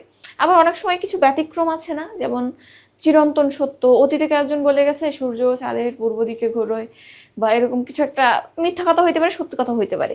যদি সত্যি হয় অতীতের কোনো কথা, যেমন সূর্য পূর্ব দিকে ওঠে, এটা অতীতে একজন বলে গেছে বাট স্টিল ট্রু, তাহলে সেক্ষেত্রে প্রেজেন্ট টেন্স হয়। আবার অতীতে এক সময় চিন্তা করা হইতো যে সূর্য পৃথিবীর চারদিকে ঘোরে, এটা অতীতের একটা কথা বাট মিথ্যা, মানে সত্য না, তো সেই ক্ষেত্রে কিন্তু এইটা আবার পাস্টে হবে। তাহলে এই সমস্ত যে কাহিনী টাহিনী আছে এইগুলা থেকে এখানে প্রশ্ন আসে। তাহলে চলো আমরা এক পলক একটু দেখে নেই, এক ঝলক। আচ্ছা দেখবো নাকি বলবো, বলো দেখবো নাকি বলবো, যারা আসো একটু কমেন্ট করো।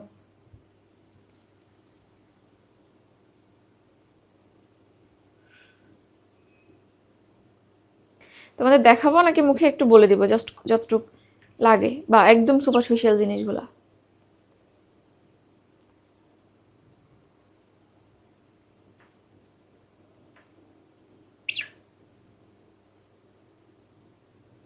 কমেন্ট করো দ্রুত, হারি আপ। আমার হবে না কারণ ফোন নাই, তিথি বলতেছে। আচ্ছা তুমি যে ফোনটায় ক্লাস করছো, আই হোপ ইট, মানে কি বলবো, আই হোপ যে চুরি না হোক, কিন্তু তারপর যদি হয়ে যায় তাহলে বুঝবা। মানে অনেকে বলো যে ফোন নাই নিজের, বাট দেখবা এন্ড অফ দ্য ডে মা বাবার ফোন নিজে অধিকার করে বসে থাকি আমরা। আমার যখন ফোন ছিল না, মায়ের ফোন কি ভাই, এটা আমার ফোনই ছিল, এরকম লাগতো, মাকে দিতামই না কখনো। আচ্ছা বলো, মুখে বলবো নাকি তোমাদের লিখে দিব?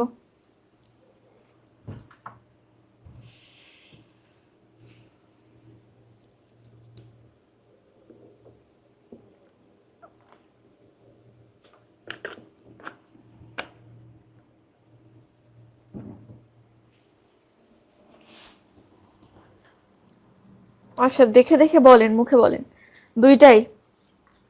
আচ্ছা আচ্ছা, ল্যাপটপে ক্লাস করতেছে, তাইলে আমি যাবো ল্যাপটপটা চুরি করে আনবো। ওকে, তো তোমরা বলতেছো যে দেখাইতে, এখানে যদি খুব বেশি লেখা নাই আসলে আমরা একটু চেনার উপায় দেখি। আচ্ছা, এখানে লেখা আছে দেখো। তো প্রথমেই আসে প্রেজেন্ট ইনডেফিনাইট। প্রেজেন্ট ইনডেফিনাইট আমরা কখন চিনবো? প্রেজেন্ট ইনডেফিনাইটের ক্ষেত্রে চারটা কথা আছে। একটা হচ্ছে বর্তমানে কোনো কাজ সাধারণত ঘটে। আমি একটু ছোট ছোট করে লিখতেছি, হ্যাঁ, বেশি বড় করে লেখা যাবে না এখানে। দেখি একটু বড় হয় নাকি। বড় কেন হইতেছে না?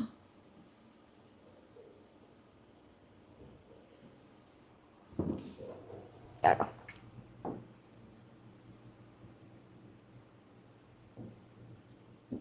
একটু বড় হয়েছে। তো যেটা বলতেছিলাম যে কয়েকটা কথা, যেমন হচ্ছে প্রেজেন্ট ইনডেফিনাইটে বর্তমানে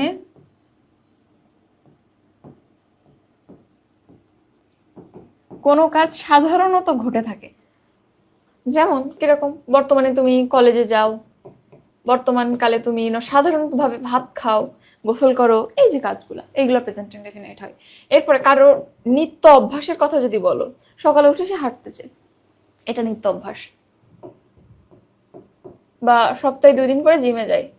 এরপর চিরন্তন কোনো সত্য, চিরন্তন সত্যের মধ্যে ওই যে সূর্য পূর্ব দিকে ওঠে, পৃথিবী সূর্যের চারদিকে ঘোরে, চিরন্তন সত্যের ক্ষেত্রে প্রেজেন্ট ইনডেফিনাইট হয়। আরেকটা হচ্ছে ঐতিহাসিক ঘটনা, ইতিহাসের কত ঘটনা, 1971-এর ঘটনা, 1952 ঘটনা, এইগুলোও তুমি যখন বলবা তখনও আমরা জিনিসটাকে এত অ্যাক্টিভলি রিকল করি যে সেই ক্ষেত্রেও আমরা অতীতটাকে প্রেজেন্ট হিসেবে কল্পনা করি। এই চারটা ক্ষেত্রে আমরা সবসময় প্রেজেন্ট ইনডিফিনিট ব্যবহার করি। কি কি বললাম? বর্তমানে যদি সাধারণভাবে কোনো কাজ ঘটে, কারো অভ্যাস বোঝাই, চিরন্তন কোনো সত্য কথা বোঝাই, আর ঐতিহাসিক কোনো ঘটনা বোঝাই, এই চার ক্ষেত্রে আমরা প্রেজেন্ট ইনডিফিনিট টেন্স ব্যবহার করি। এবং এদের আইডেন্টিফিকার হচ্ছে এই সমস্ত সেন্টেন্সে always, regularly, usually, sometimes, generally, normally, এই জিনিসগুলো থাকে। এটা তুমি জানো। ওকে, এরপরে প্রেজেন্ট কন্টিনিউয়াস, ইনডিফিনাইট অ্যান্ড কন্টিনিউয়াসের মধ্যে পার্থক্য কি? ইনডিফিনাইট মানে নর্মালি হয়ে একসময় পজ হয়ে যায়। কন্টিনিউয়াস মানে ওই কাজটা এখনো চলছে, স্মুথলি চলছে। তাইলে সেটা ফিউচার বলো, পাস্ট বলো, প্রেজেন্ট বলো, কোনো কাজ যদি ধারাবাহিকভাবে এখনো ক্রমাগত চলতেছে বুঝায়, এরকম চলতেছে বুঝায়, তাহলে সেই ক্ষেত্রে কন্টিনিউয়াস ব্যবহার করি আমরা। চেনার উপায় কি বলো? কন্টিনিউয়াসের ক্ষেত্রে সাধারণত নাও, এখন, এখন হচ্ছে, ক্লাস নিচ্ছি আমি, চলতেছে কিন্তু আমার ক্লাস, নাও। তারপরে হচ্ছে যদি তুমি একটু অন্যভাবে বলো, রাইট নাও মানে এখনই, জাস্ট এট দিস মোমেন্ট। তারপরে এট দিস মোমেন্ট, এই মুহূর্তে, রাইট নাও মানে যায় at this moment, at present মানে বর্তমানে, টুডে মানে আজকে, আজকের ক্লাস এখনো চলছে। এই সমস্ত ক্ষেত্রে আমরা প্রেজেন্ট কন্টিনিউয়াস করে, ইনডিফিনাইট না করে। ঠিক আছে? ওকে, এরপর প্রেজেন্ট পারফেক্টের রুল তুমি জানো। এই মাত্র, জাস্ট, এই মাত্র, কেবলমাত্র, জাস্ট নাও, তারপরে অলরেডি, ইতোমধ্যে, ইয়েট, লেটলি, রিসেন্টলি মানে সবে, একটু আগে, এই মধ্যে, এর মধ্যে, এরকমই বুঝাই কিন্তু সবগুলা। নেভার, এভার, এই যে জিনিসগুলো আছে যার মধ্যে এইগুলো বেশি আসে, just, just now, already, recently, yet, এই কয়েকটা বেশি আসে। এগুলো যদি থাকে তাহলে প্রেজেন্ট পারফেক্ট টেন্স হয়। ওকে, আর এরপর হচ্ছে present perfect continuous. Present perfect continuous মানে কাজ শুরু হয়েছে, এখনো চলতেছে, চলতেছে, চলতেছে। ওই রবিবার শুরু হয়েছে বৃষ্টি, এখনো বৃষ্টি হচ্ছে, থামতেছে না। সেই রবিবার থেকে গরম পড়তেছে, এখনো গরম পড়েই যাচ্ছে, গরম কমতেছে না। তাহলে এই যে জিনিসগুলো আছে, এই জিনিসগুলোর ক্ষেত্রে অতীতে শুরু হয়ে এখনো চলতেছে, প্রেজেন্ট পারফেক্ট কন্টিনিউয়াস। দুইটা জিনিস দিয়ে আমরা টাইমিং বুঝাইতে পারি, একটা হচ্ছে ফর আর একটা হচ্ছে সিন্স। কি কি বললাম? একটা হচ্ছে, একটু লিখে, ফর, আর একটা হচ্ছে সিন্স। যদি শুধু শুরুর সময়টা বুঝাই, কখন শুরু হয়েছে সেটা বুঝাচ্ছে, বাট কতক্ষণ বুঝতে পারছো না, just initiating time, point of time, পয়েন্টটা বুঝতে পারছো, সেক্ষেত্রে আমরা সিন্স ব্যবহার করি। যেমন it has been raining since Sunday, শুরু হয়েছিল কবে? সানডে। তুমি বুঝতে পারছো কখন শুরু হয়েছে। It has been raining since 9 AM, তাহলে কখন শুরু হয়েছিল সেটা বুঝতে পারছো, বাট কতক্ষণ ধরে হচ্ছে বুঝতে পারছো না। রবিবার শুরু হয়েছে, বাট আমি তো বলে দিচ্ছি না আজকে কি বার, সো তুমি ক্যালকুলেটর করতে পারছো না। শুধু শুরুর সময় থাকলে আমরা সিন্স ব্যবহার করি, আর ফর যখন ব্যবহার করি তখন কতক্ষণ হচ্ছে, পিরিয়ড, পিরিয়ডটা বোঝা যায়। হ্যাঁ, পিরিয়ড অফ টাইমের ক্ষেত্রে এটা কিন্তু এমসিকিউতে আসে, ফর ব্যবহৃত হয়, অ্যান্ড শুরু বা স্টার্টিং বা পয়েন্টিং অফ টাইমের ক্ষেত্রে সিন্স ব্যবহৃত হয়। এই ক্ষেত্রে আমরা বলতে পারি it has been raining for 2 hours, it has been raining for 5 days বা ফর 5 minutes, ঠিক আছে? তাহলে এটা প্রেজেন্ট পারফেক্ট কন্টিনিউয়াসের খুব ইম্পর্টেন্ট একটা রুল, যেটা হর হামেশা আমাদের কাজে লাগে। ঠিক আছে, ওকে। এরপর আমরা পরের পেজে যাই। আর এখানে আসলে খুব বেশি তাই, পাস্ট ইনডেফিনাইট তুমি চেনো, অতীতের কোনো দিনের কথা উল্লেখ থাকে, যেমন অতীতের দিন, অতীতের মাস, অতীতের বছর, yesterday, last day, last night, last year, last week, last month, এরকম জিনিসগুলো, ঠিক আছে? দেখো সবগুলো আছে এখানে। বা গত পরশু, দ্য ডে বিফোর ইয়েস্টারডে, এই যে ফ্রেজগুলা বা এই যে ওয়ার্ডগুলো আছে, এরা থাকলে পাস্ট ইনডিফিনাইট হয়, ঠিক আছে? আচ্ছা, পাস্ট কন্টিনিউয়াস জাস্ট একই রকম কনসেপ্ট, অতীতের কাজ বাট চলছিল বুঝাই, ঠিক আছে? এখানে identifier not that much important. আর ফিউচারের ক্ষেত্রে আগামীর কথা বোঝায়, যেমন tomorrow, next day, next week, next month, next morning, যে কোনো নেক্সট। ওকে, তাহলে এই টেন্স এই পর্যন্ত ছিল। এখন চলো আমরা প্র্যাকটিস করে আসি। প্র্যাকটিস কইরে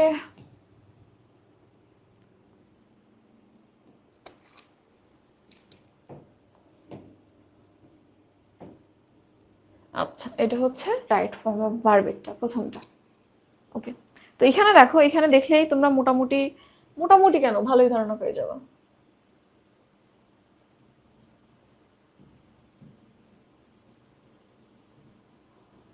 আচ্ছা, এই জিনিস চাই না কেন?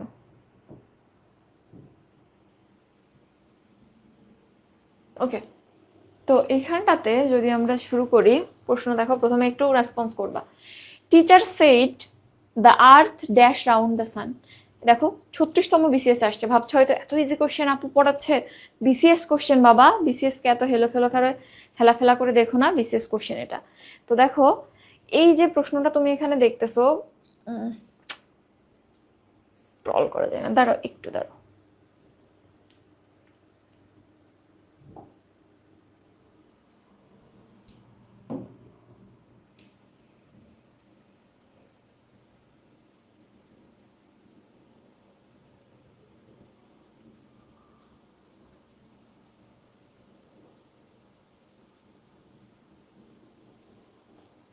আচ্ছা, যাই হোক, তো দেখো এখানে the earth dash round the sun, এখানে দুই জায়গায় আসছে দেখো।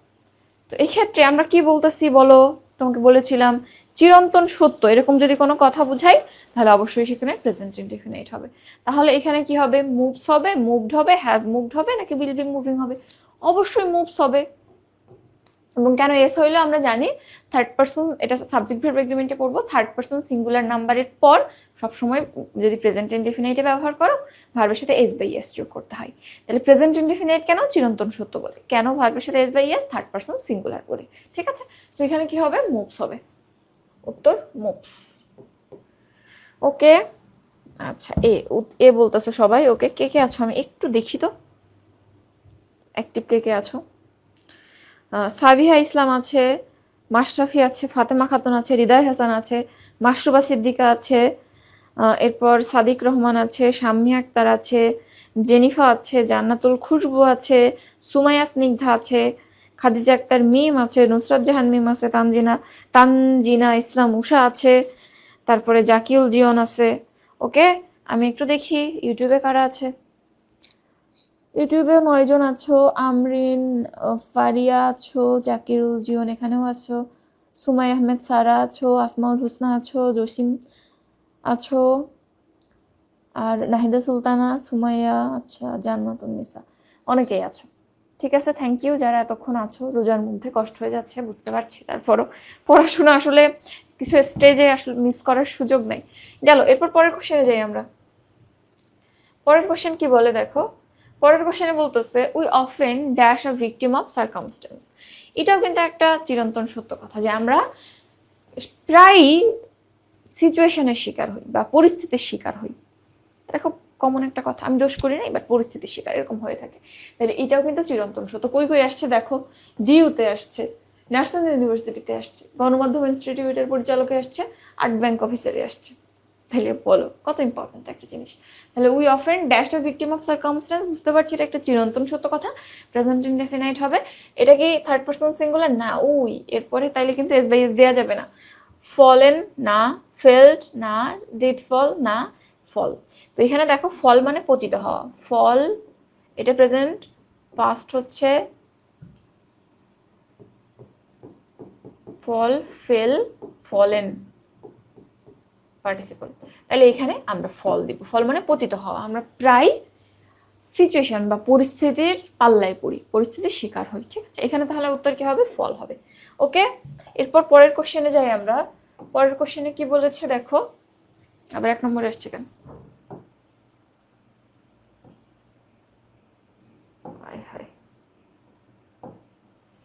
আচ্ছা পরের কোশ্চেনে দেখো, John dash tennis once or twice a week. John সপ্তাহে 2-1 বার টেনিস খেলে। তাহলে এই যে এটা দেখতেছো, এই ক্ষেত্রে তোমার কি মনে হচ্ছে শুনে, যে এটা তার অভ্যাস না, সে প্রতি সপ্তাহে টেনিস খেলে? তাহলে এটা কি হইতে পারে বলো? জন এই যে কাজটা বলতেছে এটা তার অভ্যাস, বলেছিলাম নিত্য অভ্যাসের ক্ষেত্রে আমরা প্রেজেন্ট ইনডিফিনিট টেন্স হই। তাহলে is playing usually, usually place, place usually, is usually playing. তাই প্রথমত নর্মাল অভ্যাস বোঝাচ্ছে, সে যে খেলতেছে এখন এরকম তো না, সে সপ্তাহে 2-1 বার টেনিস খেলে, খেলছে বোঝাচ্ছে না। তাহলে প্রথমেই আমরা কন্টিনিউয়াস দুইটা কেটে দেবো, এটাও হবে না এটাও হবে না। এরপর থাকে usually place and place usually. এখন দেখো ইউজুয়ালি প্লেস হবে না প্লেস ইউজুয়ালি হবে? জন ইউজুয়ালি প্লেস টেনিস নাকি জন প্লেস ইউজুয়ালি টেনিস, বলো তো? এই ক্ষেত্রে দেখো আমি একটু লিখি, জন ইউজুয়ালি প্লেস টেনিস আর জন প্লেস টেনিস ইউজুয়ালি। এই দুইটা ফরম্যাটে তুমি লিখতে পারবা। ইদার জনের ডিরেক্ট পরে ইউজুয়ালি দিতে হবে, বা সাবজেক্টের ডিরেক্ট পরে ইউজুয়ালি থাকবে, বা ইউজুয়ালিটা একেবারে শেষে দিতে হবে। কিন্তু জন প্লেস ইউজুয়ালি টেনিস ভার্ব দিবা, তারপর যে তুমি টেনিস দিবা, সরি ইউজুয়ালি দিবা তারপর আবার টেনিস দিবা, তা হবে না। সো দুইটা ফরম্যাট এখানে অ্যাপ্রুভড, একটা হচ্ছে ডিরেক্ট সাবজেক্টের পর, একটা হচ্ছে সবার শেষে। তাহলে এখানে জন ইউজুয়ালি প্লেস হবে, ঠিক আছে, ডিরেক্ট সাবজেক্টের পর। উত্তর কি হবে, বি। দুইটা ফরম্যাট হবে, একটু ফরম্যাট দুইটা দেখো, জন ইউজুয়ালি প্লেস টেনিস আর জন প্লেস টেনিস ইউজুয়ালি, ঠিক আছে। ওকে, আর এখানে যেহেতু গ্যাপ এখানে আছে, সো এখানে শেষে দেওয়ার তো সুযোগ নেই। ডান। ওকে, বি উত্তর করেছে অনেকে, ইয়েস এখানের উত্তর বি হবে। ওকে, এরপর পরের কোশ্চেনে যাই আমরা। আবার উল্টাই কেন রে বাবা। 4 নম্বর question, he dash dress formally to work but he always dash. তো এখানে কি হইতে পারে একটু চিন্তা করো। হি কি বলতে চাইছে, ভার্বগুলো একটু দেখি। হি has not to dress formally to work but he always has, মানে বলতে চাইছে যে সে সব সময় তার কাজের জন্য ফর্মাল ড্রেস পরতে হয় না, বাট নর্মালি সে অলওয়েজ পরে থাকে, মানে সবসময় পরার দরকার নাই বাট পরে থাকে, এরকম বুঝাইছে। সো এখানে একটু দেখো, he has not to dress formally, has not to বলে কিছু আছে? হ্যাভ টু হ্যাজ টু যেটা আছে, হ্যাভ টু বা হ্যাজ টু, এখানে বাধ্যবাধকতা বুঝাই, বুঝাই তাকে করতে হয়। এবং এর নেগেটিভ ফর্ম কি হয়? হ্যাভ টুর ক্ষেত্রে ডু নট হ্যাভ টু,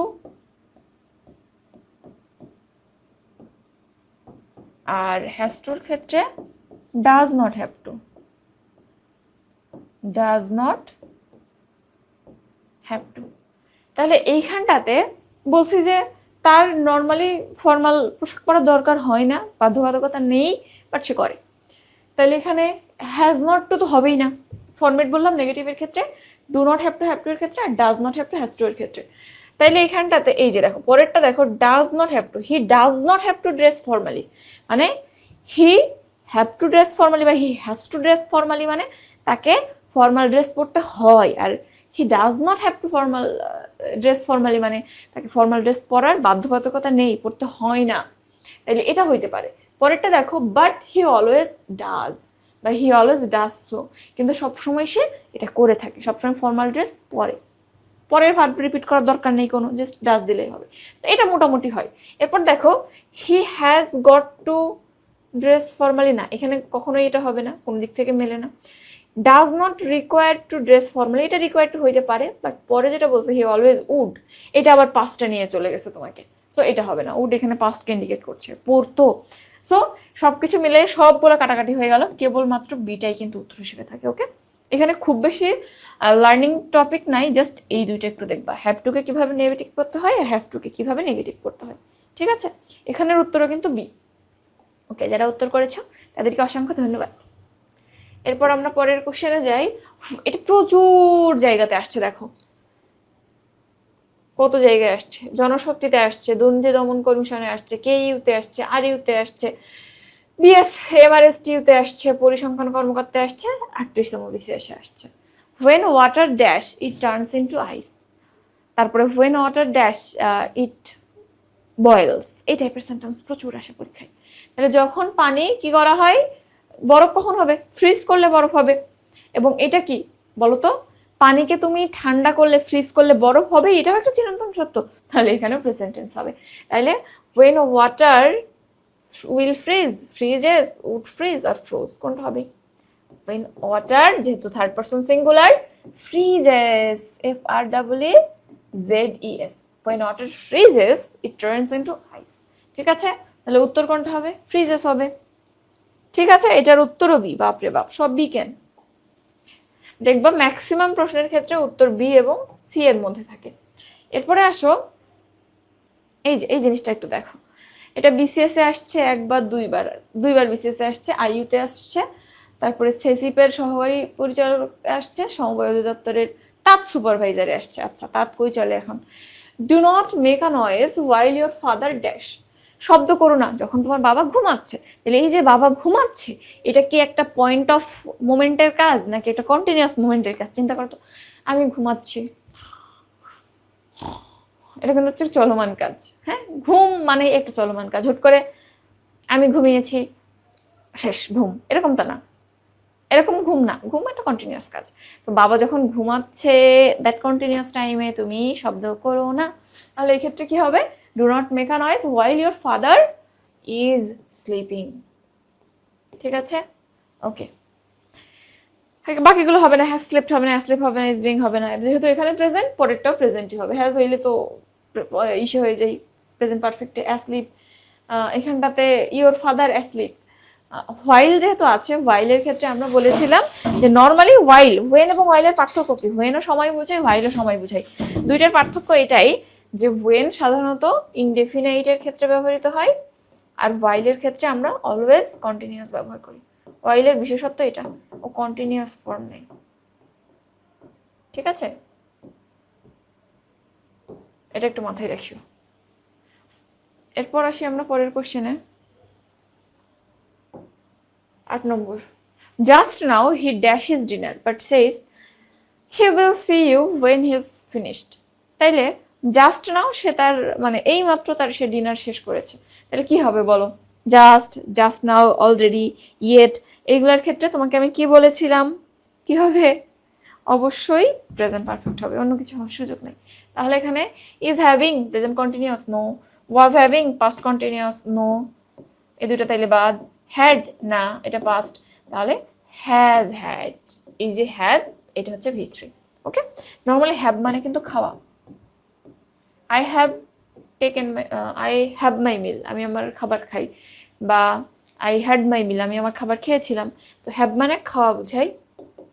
তুমি যখন হ্যাভ যুক্ত কোনো সেন্টেন্সকে পাস্ট পারফেক্ট করবা, প্রেজেন্ট পারফেক্ট করবা, কি করবা? এই মেইন ভার্ব। প্রেজেন্ট পারফেক্টের ক্ষেত্রে থার্ড পারসন সিঙ্গুলার হলে হ্যাজ আসবে, আর প্লুরাল হইলে বা ফার্স্ট পারসন আসলে, সেকেন্ড পারসন আসলে হ্যাভ হবে। এরপর এটা তো নর্মালি গেল, আমরা নর্মাল যে হ্যাভ হ্যাজ বসে সেটা, ওর সাথে ভি3, হ্যাভের ভি3 ফর্ম কি? হ্যাড। তাইলে এখানে ওই অনুযায়ী হ্যাজ হ্যাড হয়েছে। ঠিক আছে, আবার তুমি যদি পাস্ট পারফেক্ট করতা, পাস্ট পারফেক্টের রুল কি? হ্যাড প্লাস ভি3। তাহলে পাস্ট পারফেক্টের হ্যাড প্লাস হ্যাভের ভি3 কি? হ্যাড। তাহলে এখানে হ্যাড হ্যাড হইতো। হ্যাঁ, অতীতের খাওয়া পাস্ট পারফেক্ট, এরকম ক্ষেত্রে আমরা I had had my meal, আমি আমার খাবার খেয়েছিলাম, এরকম হয় কিন্তু। ঠিক আছে, এটা একটু দেখবা। আচ্ছা, 7 এর বি, ইয়েস, হ্যাজ হ্যাড। এরপর আসো পরেরটাই, এখানেও একই rule. I don't think the window dash yet, yet আছে, প্রেজেন্ট পারফেক্ট হবে। প্রেজেন্ট পারফেক্ট খুঁজে বের করো, প্রেজেন্ট পারফেক্ট হ্যাজ রিপেয়ার্ড একটা আছে আর হ্যাজ বিন রিপেয়ার্ড আছে। এখন তুমি আমাকে বলো এইটা হবে নাকি এটা হবে?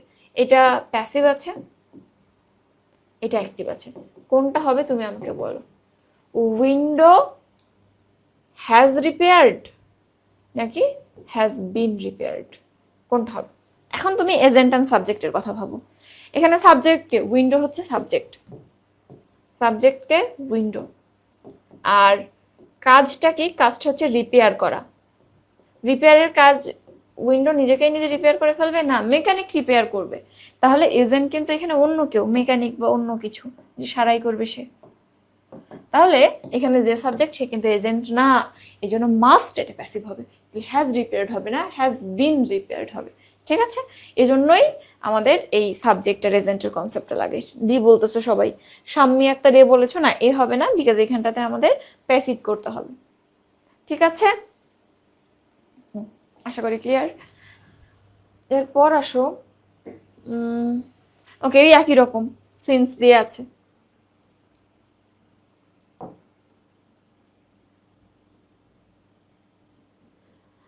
এটা একটু দেখতে পারো, এটা অনেক জায়গাতে আসছে। The test is going on with dash any problems. Test চলছে, আমাদের কোনো সমস্যা হচ্ছে না। তাহলে এখানে কিন্তু এরকম বোঝাচ্ছে যে কোনো একটা কাজ চলছে, আমি এখন ওই চলমান কাজের মধ্যে কোনো সমস্যা পাই নাই। তাহলে এটা কাইন্ড অফ প্রেজেন্ট পারফেক্ট কন্টিনিউয়াসের মতো না? ওরকম। কিন্তু এখানে তুমি যে সমস্যাটা খুঁজে পাচ্ছ বা পাচ্ছ না, এটা কিন্তু কন্টিনিউয়াসলি সমস্যা পাচ্ছি বা পাচ্ছি না এরকম না, পাই নাই এখনো পর্যন্ত এরকম বোঝাই। তাহলে এখনো পর্যন্ত পাই নাই এরকম, এখনো পর্যন্ত, অলরেডি, ইয়েট, এরকম একটা কনসেপ্ট বোঝাচ্ছে না? দেখো সেন্টেন্সটা একটু পড়ে দেখো, তোমার পড়ে কি মনে হয়? পড়ে মনে হবে the test is going on with dash any problems, we didn't have any problems, we haven't had any problems, নাকি কুডেন্ট হ্যাভ, নাকি কি হবে? তো এখানে যেটা বললাম যে কাজ আগে থেকে চলছে, বাট আমরা যেটা বলতে চাচ্ছি যে প্রবলেমটা কন্টিনিউয়াসলি পাওয়ার জিনিস না, এখনো পর্যন্ত পাই নাই এরকমই তো। এখনো পর্যন্ত বা এতক্ষণ যা হয়েছে এর মধ্যে ফল বিদ্যমান আছে, অতীতের কাজ বা অতীতে চলতেছে, এই চলমান কাজের সময়ের মধ্যে এখনো পাই নাই। তাহলে এই ক্ষেত্রে প্রেজেন্ট পারফেক্ট হবে। তাহলে কি হবে? ডিডেন্ট হ্যাভ হবে না, পাস্ট হবে না, কুডেন্ট হ্যাভ হবে না, মাইট হ্যাভ হবে না, এখানে হ্যাভেন্ট হ্যাড হবে। ঠিক আছে, এখানে ওই হ্যাভের যে রুল ওই অনুযায়ী। ঠিক আছে, হ্যাভেন্ট হ্যাড এনি প্রবলেমস, এখনো পর্যন্ত আমাদের কোনো সমস্যা হয়নি। আচ্ছা আচ্ছা, এরপর দেখো, এইটা দেখো, they to dig the canal for a week. তারা এক সপ্তাহ ধরে এটা খনন করতেছে। তোমাকে আমি বলেছিলাম না, since and for, for duration বোঝায়, এই যে সেই ডিউরেশনের কথা। তো এই রুলটা কই পড়ছিলাম? প্রেজেন্ট পারফেক্ট কন্টিনিউয়াসের মধ্যে চোখ বন্ধ করে এটা প্রেজেন্ট পারফেক্ট কন্টিনিউয়াস হবে, অর্থাৎ হ্যাজ বা হ্যাভ বিন, তারপরে ভার্বের সাথে আইএনজি। তাইলে দে ড্যাশ ডিগ, দে আছে, তাহলে হ্যাভ হবে, হ্যাভ, তারপরে বিন, তারপরে ভার্বের সাথে আইএনজি। তাহলে এখানে they have been digging, they have been digging the canal for week. তারা এক সপ্তাহ ধরে ক্যানেলটা বা নালাটা খনন করছে। ঠিক আছে, ওকে, আশা করি বুঝছেন।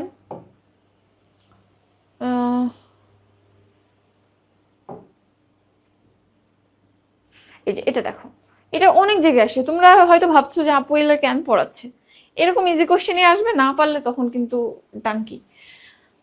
হোয়াট ডিড, সরি চলে আসছে মুখে, what you to do last night. Last night থাকলে প্রেজেন্ট, সরি পাস্ট ইনডিফিনাইট করতে হয়। তাহলে এখানে কি করবা তুমি বলো? What you dash last night. তাহলে নর্মালি আমরা ইন্ট্রোগেটিভ সেন্টেন্সের ক্ষেত্রে কি করি? ডাব্লিউএইচ এর পর কিন্তু অক্সিলিয়ারি বসে, তারপর সাবজেক্ট, তারপর মেইন ভার্ব। তাইলে এখানটাতে এই যে সাবজেক্ট দেখো, ডাব্লিউএইচ, তারপর অক্সিলারি, তারপর সাবজেক্ট। তাইলে এই হোয়াট এবং ইউ এর মাঝখানে একটা অক্সিলারি নিয়ে আসতে হবে। অক্সিলারিটা কি হবে? ডু। এই অনুযায়ী বা যে কোনো কিছু অনুযায়ী আমরা নর্মালি কি করি, যদি এরকম সেন্টেন্সে মেইন ভার্বের সাথে অ্যাম আর ওয়াজ ওয়ার বি থাকে, তাইলে ওটাকে ধরে অক্সিলারি বানাই, আর যদি না থাকে ডু, ডাজ, ডিড, এদের যে কোনো একটাকে বানিয়ে ফেলি। এখানে লাস্ট নাইট আছে, লাস্ট নাইট, তাহলে এখানে কি হবে? ওয়াজ ওয়ার, অ্যাম আর এগুলা তো নাই, তাহলে অতীতের কিছু একটা হবে, ডু হবে, ডাজ হবে না ডিড হবে? ডিড হবে। তাহলে এখানটাতে অক্সিলারি হিসেবে ডিড বসবে। হ্যাঁ, তাহলে এই মাঝখানে ডিড বসবে, আর ডিডের জন্য পরেরটা তো ডু হবে। তাহলে হোয়াট ডিড একটা ডিড পরে আবার ডিড দিলে ডাবল হয়ে যাবে, তাহলে এটা ডু হবে। What did you do last night. আশা করি clear. Did you do, see. ঠিক আছে, ওকে। এরপর আসো পরের কোশ্চেনে যাই।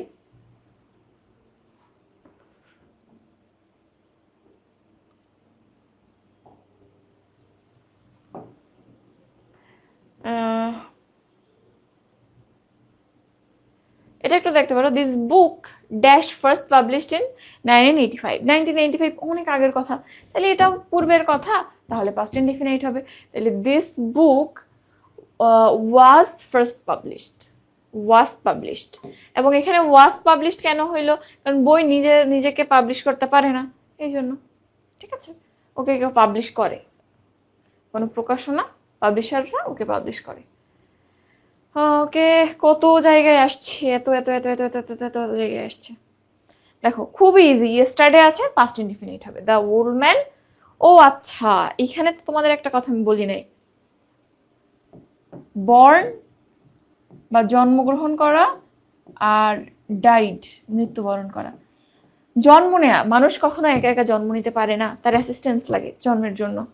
টুপুস করে একজন মানুষ জন্ম নিতে পারে না, অনেক অ্যাসিস্ট্যান্স, অনেক কিছু লাগে জন্ম, তাহলে নিজে নিতে পারে না জন্ম। এজন্য অলওয়েজ জন্ম নেওয়া প্যাসিভে ব্যবহৃত হয়। সবসময় দেখবো was born, is born, were born এরকম। আর মৃত্যু, কেউ তো চায় না মানুষ মরুক, কেউ অ্যাসিস্ট করে মৃত্যুর জন্য না, একা একাই মানুষ মরে যায়। তাইলে যদি তুমি ডাইড বা ডাই ভার্ব দেখো তাহলে সেটা অ্যাক্টিভ হবে, এটা একটু মনে রাখো। ঠিক আছে, তাহলে ইয়েস্টারডের জন্য এটা পাস্ট, অ্যান্ড অলওয়েজ মৃত্যুবরণ করা, এটা নিজে নিজে মরে মানুষ, নিজে মারা যায়। যদিও জান কবজ একজন করে, তো তারপরও আমরা প্র্যাকটিক্যাল সেন্সে নর্মালি অ্যাক্টিভ করব। তাহলে কি হবে? The old man was died হবে না, ওয়াজ প্লাস ডাইড হবে না। The old man had died হবে না, ইয়েস্টারডে আছে, নর্মাল পাস্ট হবে। The old man has died, no, the old man died yesterday. Okay, দুইটা রুল এখানে। ইয়েস্টারডের জন্য পাস্ট, অ্যান্ড কেন প্যাসিভ হবে না? বিকজ এই যে রুলটা বললাম এর জন্য। ঠিক আছে, কত জায়গায় আসছে দেখ।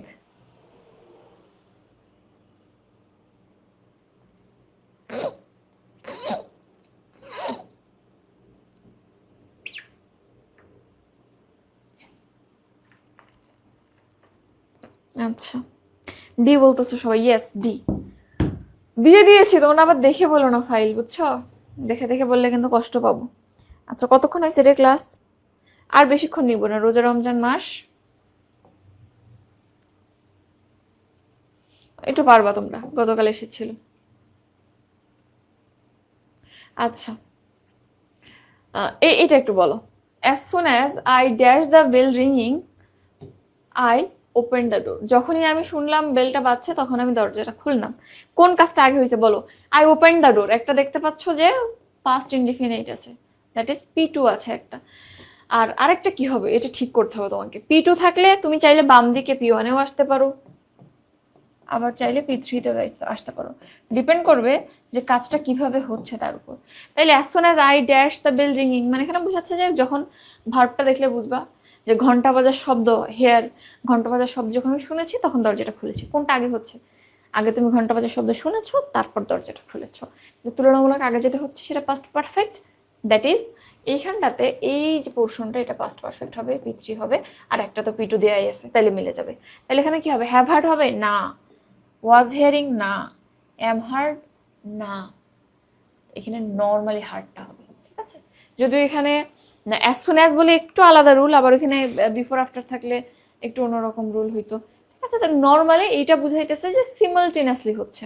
মানে এটা আমি তোমাকে বললাম যে এই দুইটা কাজের ঘটনা, কিন্তু দেখো একটা জিনিসে গেম চেঞ্জ করে দিচ্ছে। বিফোর আফটার বা হোয়েন থাকলে আমরা তোমার এখানে P3 দিতাম, বাট এখানে P3 দিব না। কেন? কারণ দুইটা কাজ একেবারে সাইমালটেনিয়াসলি হচ্ছে, এটা বুঝাচ্ছে। দরজার সামনে দাঁড়াইছিল, যেই বাচ্চা সেই খুলছো। সেটা কি দেখে বুঝতেছি? অ্যাজ সুন অ্যাজ দেখে, মানে যেই না বেল বাচ্চা আমি সেই তো দরজা খুলছি, দেরি হয় নাই। আগে পরের ঘটনা না, দুইটা একই সময় ঘটছে, তাহলে এটা যদি পাস্ট হয় এটাও পাস্ট। এমনিতে তোমরা অ্যাজ সুন অ্যাজ এর রুল জানো, বাট আমি এই মুখস্থ করার ধাক্কায় নাই, আমি এগুলা সব এমনি এমনি পড়ি।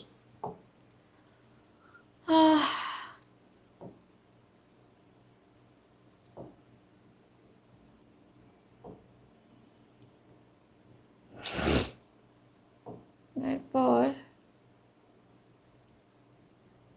এটা দেখো কত জায়গায় আসছে, একই রকম concept. He had written the book before he dash.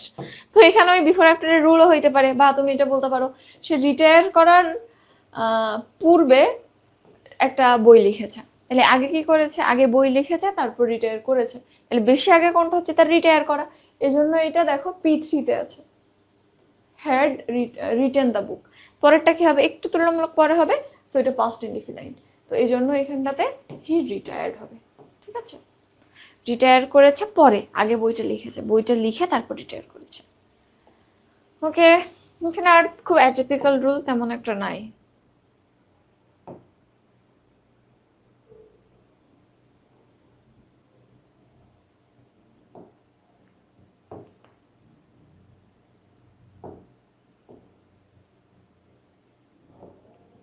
আচ্ছা, এখানে ওই একই টাইপের রুল, তাহলে মোটামুটি এই টাইপের প্রশ্নই পরীক্ষাতে আসে। এবং টেন্সের ক্ষেত্রে আমি যে বললাম একদম শুরুতে আমরা টেন্সের রুল টুল দেখেছিলাম, তাইলে মোটামুটি যা পড়েছি অনেকখানি পড়েছি। কন্ডিশনালটা নিয়ে একটু আলোচনা করব। কন্ডিশনাল গ্রামারের ছোট্ট একটা টপিক, কিন্তু এখান থেকে কিন্তু প্রচুর প্রশ্ন আসে। সো চলেন আমরা উইদিন 10 মিনিটস জিনিসটা একটু ডিসকাস করে ফেলি। তো কন্ডিশনাল, কন্ডিশনাল শব্দের অর্থ কি? কন্ডিশনাল কন্ডিশন শব্দ থেকে আসছে, কন্ডিশন মানে শর্ত। তো কন্ডিশনাল বা কন্ডিশনাল সেন্টেন্স মানে শর্তযুক্ত বাক্য। এই ধরনের সেন্টেন্সে সাধারণত দুইটা ক্লজ থাকে। একটা ক্লজ বলে যে যদি এই কাজটা হয় তাইলে পরের কাজটা হবে, অর্থাৎ এটাই শর্ত, যে শর্তটা হচ্ছে যদি এটা হয়, আউটকামটা কি, তাহলে পরের কাজটা হবে। তাহলে কন্ডিশনাল সেন্টেন্স এগুলার প্রথম একটা শর্তই হচ্ছে, বা প্রথম একটা ক্রাইটেরিয়াই হচ্ছে যে এগুলো শর্ত প্রকাশ করে। একটা পোর্শন বা একটা ক্লজ শর্ত দেয়, আরেকটা ক্লজ তার রেজাল্টটা দেখায়। তো এটা আমি এখানে লিখেছি, একটু দেখবেন। এরপর আসেন কন্ডিশনাল সেন্টেন্স কত প্রকার। তো কন্ডিশনাল সাধারণত 3 প্রকার আপনারা জেনে থাকেন, কিন্তু আরেকটা হায়ার ক্লাস আছে যেটাকে অনেকে পড়ায় থাকে না, কিন্তু আমরা এখানে সব কিছু মিলে 4 প্রকারই দেখব। তো দেখেন, প্রথমে আপনি যখন আসবেন, প্রথমেই যেটা আসে, আমরা ফার্স্ট সেকেন্ড থার্ড জানি কিন্তু জিরোটা জানি না, প্রথমেই যেটা আসে সেটা হচ্ছে জিরো কন্ডিশনাল। জিরো কন্ডিশনাল কি? কিছু কিছু ক্ষেত্রে আপনি দেখবেন যে কিছু আছে, কিছু কাজ অবশ্যই সব সময় সব ক্ষেত্রে সত্য, নিত্য অভ্যাস, চিরন্তন সত্য, ঐতিহাসিক যে ঘটনাগুলো হয়ে গেছে যেটা সব সময় ট্রু, সেই ধরনের ঘটনা আমাদের তো শর্ত দেয়া লাগে না। যে যদি আমি বলি যে পানি যদি আপনি 100 ডিগ্রিতে ফুটান তাহলে সেখান থেকে বাষ্প তৈরি হবে, এটা তো কোনো শর্ত না, এটা সবসময় সত্য। তো এই ধরনের দুইটা পোর্শনে যখন সত্যতা বুঝায়, ইউনিভার্সাল ট্রুথ বুঝায়, তখন কিন্তু প্রথম পোর্শনও যেরকম হয় সেকেন্ড পোর্শনও সেরকম হয়। আমরা সাধারণত শর্তে কি বলি, যদি সে আসে তাইলে আমি যাবো, সে আসলো একটু পর আমি যাবো, এই জন্য প্রথমটা প্রেজেন্ট হইলে পরেরটা ফিউচার হয়। সে আসার পর আমি যেহেতু যাচ্ছি, পরে যে ঘটনা ঘটে সেটা ইন ফিউচার, সো ফিউচার হয় সেক্ষেত্রে। কিন্তু আপনি এই ধরনের সেন্টেন্সের ক্ষেত্রে যেহেতু সবসময় সত্য, প্রথমটাও যেরকম হয় একটা সেম টাইম সাথে সাথে পরের ঘটনা ঘটবেই, এই জন্য প্রথমটাও যেরকম শেষটাও সেরকম হয় টেন্সের ক্ষেত্রে। তো এটাকেই বলা হয় জিরো কন্ডিশনাল। তো এই ক্ষেত্রে আপনি দেখেন সাধারণত প্রেজেন্ট ইনডিফিনাইট হয়ে থাকে, কারণ আপনারা জানেন যে প্রেজেন্ট ইনডিফিনাইটের শর্তকে যে বা প্রেজেন্ট ইনডিফিনাইট কিভাবে চেনা যায়। প্রেজেন্ট ইনডিফিনাইট টেন্স সাধারণত নিত্য অভ্যাস, কারো অভ্যাস, চিরন্তন কোনো সত্য, ঐতিহাসিক ঘটনা, হ্যাবিচুয়াল কোনো ফ্যাক্ট, এই জিনিসগুলো বুঝায়। তো যেহেতু এখানে আমরা ওই ধরনের কথাই বলে থাকি, সো টেন্সের ক্ষেত্রে আপনি প্রেজেন্ট ইনডিফিনাইটে পাবেন। তাহলে জিরো কন্ডিশনাল হচ্ছে প্রথমে ইফ তো থাকবেই, কন্ডিশনাল সেন্টেন্স মানে ইফ থাকবে, এবং ইফ দিয়ে যদি বা সেই শর্তটা বোঝায়। একটা পোর্শন প্রেজেন্ট ইনডিফিনাইট হয় এবং আরেকটা পোর্শন এট সেম টাইম একই রকম হয়, এই জন্য এটাকে বলা হয় জিরো কন্ডিশনাল। তো আপনি এখানে যদি একটু এক্সাম্পল দেখেন তাহলে পাবেন। দেখেন এখানে একটা এক্সাম্পল আছে, if you boil water to 100 degree Celsius it boils. আপনি পানিকে 100 ডিগ্রিতে ফুটাবেন মানেই সে ফুটবেই, সে বাধ্য ফুটতে, এই জন্য দুইটা একই রকম। ওকে, এরপর আসেন ফার্স্ট কন্ডিশনালের ক্ষেত্রে আমরা যাই। ফার্স্ট কন্ডিশনালটা ওই যে আমি বললাম সে যদি আসে তাহলে আমি যাব। তো এখানে একটা ঘটনা কি হচ্ছে, সে যদি আসে তাহলে আমি যাব। তো আগে যে ঘটনাটা হয় সেটা প্রেজেন্টে যায়, এবং যেটা একটু পর হয় সেটা ফিউচারে যায়।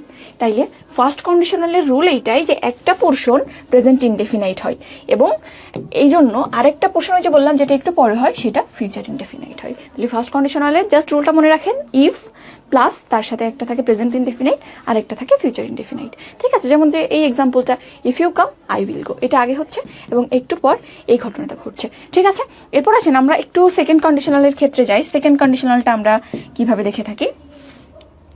সেকেন্ড কন্ডিশনাল, সেকেন্ড কন্ডিশনালটাও কাইন্ড অফ একই রকম শর্ত বোঝায়, তবে টেন্সটা ভিন্ন।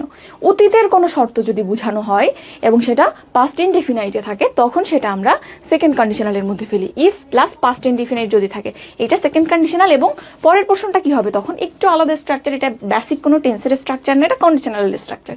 প্রথমে সাবজেক্ট হয়, তারপরে উড কুড বা মাইট হয়, তারপরে ভার্বের প্রেজেন্ট ফর্ম হয়। ঠিক আছে, subject would could might plus ভার্বের প্রেজেন্ট ফর্ম, এটাই হচ্ছে রুল। এটাই হচ্ছে আমাদের সেকেন্ড কন্ডিশনালের রুল। অ্যাকচুয়ালি এটাকে কি বলা হয়, এটা কিন্তু আলাদা কোনো টেন্স না, সেকেন্ড কন্ডিশনাল এটা। যেমন এখানে এক্সাম্পল আছে, if I were a bird, subject plus were, এটা কিন্তু বি ভার্বের পাস্ট ফর্ম, সো এটা পাস্ট ইনডিফিনাইটে আছে। তাহলে পরের অংশটা কি হবে, I would fly to you, বাবা তার কাছে উড়ে যাবে। তাহলে এখানে এটা সাবজেক্ট, এরপরে হচ্ছে উড আছে, দেখেন উড কুড মাইটের যে কোনো একটা। উড সাধারণত ম্যাক্সিমাম ক্ষেত্রে উড ব্যবহার করা হয়, তারপর ফ্লাই ভার্বের প্রেজেন্ট ফর্ম। আপনারা তো জানেন যে উড কুড মাইট এগুলো সবই মোডাল, সো মোডালের পর সবসময় আমরা ভার্বের প্রেজেন্ট ফর্ম রাখি। তাহলে এটা কিন্তু মিলে গেল। আর থার্ড কন্ডিশনালটা জাস্ট এরকমই, একটু সামান্য পার্থক্য। এখানে পাস্ট ইনডেফিনাইটের জায়গায় পাস্ট পারফেক্ট থাকে, এবং পাস্ট পারফেক্ট থাকে বলে পরের অংশ সামান্য আসলে চেঞ্জ হয়। তো চেঞ্জটা কিরকম, সাবজেক্টের পর আগের মতোই উড কুড মাইট থাকে, শুধু একটা এক্সট্রা হ্যাভ অ্যাড করতে হয়। এবং আপনারা জানেন যে হ্যাভ, হ্যাজ, হ্যাড এগুলোর পরে কিন্তু ভার্বের পার্টিসিপল ফর্ম বসে।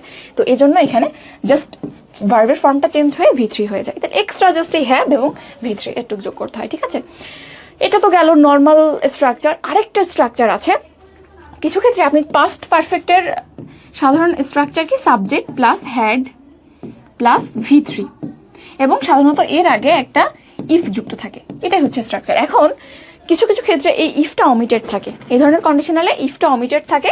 ইফটা আপনি তুলে দিবেন এবং শুধু হ্যাডটা সামনে নিয়ে চলে আসবেন, তখনও কিন্তু একই রকম ইফের মতো শর্ত বোঝায়। যেমন আপনি নিচে একটা সেন্টেন্স আছে, এখানে দেখেন, if I had seen him I would have give him the message. তাহলে আমি যদি তাকে দেখতাম, আমি তাকে এই মেসেজটা দিতাম। তো এই ক্ষেত্রে ইফ আই হ্যাড সিন হিম, আপনি দেখতে পাচ্ছেন যে এটা হচ্ছে সাবজেক্ট, এটা হ্যাড, এটা V3, সবকিছু ঠিক আছে। সেকেন্ডটার ক্ষেত্রে জাস্ট ইফটা উঠিয়ে দিয়েছে, হ্যাডটা সামনে নিয়ে এসেছে। Had I seen him I would have given him the message, পরের পোর্শন কিন্তু ঠিকই আছে। তাইলে আপনি থার্ড কন্ডিশনালে স্পেশাল যে রুলটা আছে সেটা একটু খেয়াল রাখবেন, ইফটা উঠিয়ে দিবেন, হ্যাডটা সামনে নিয়ে চলে আসবেন, ওকে, একই রকম মিনিং দেবে। ঠিক আছে, এটাও কিন্তু অনেক বেশি পরীক্ষাতে আসে। তাহলে এটাই ছিল কন্ডিশনাল। কন্ডিশনালের যত রুল আছে, যত রুল মানে কি, এখানে মাত্র 4টাই রুল আছে, সব আমি দেখিয়ে দিয়েছি। এবং এর সাথে আপনি একটু কোশ্চেনগুলো প্র্যাকটিস করবেন, তাহলে আপনার প্রিপারেশন 100% হয়ে যাবে।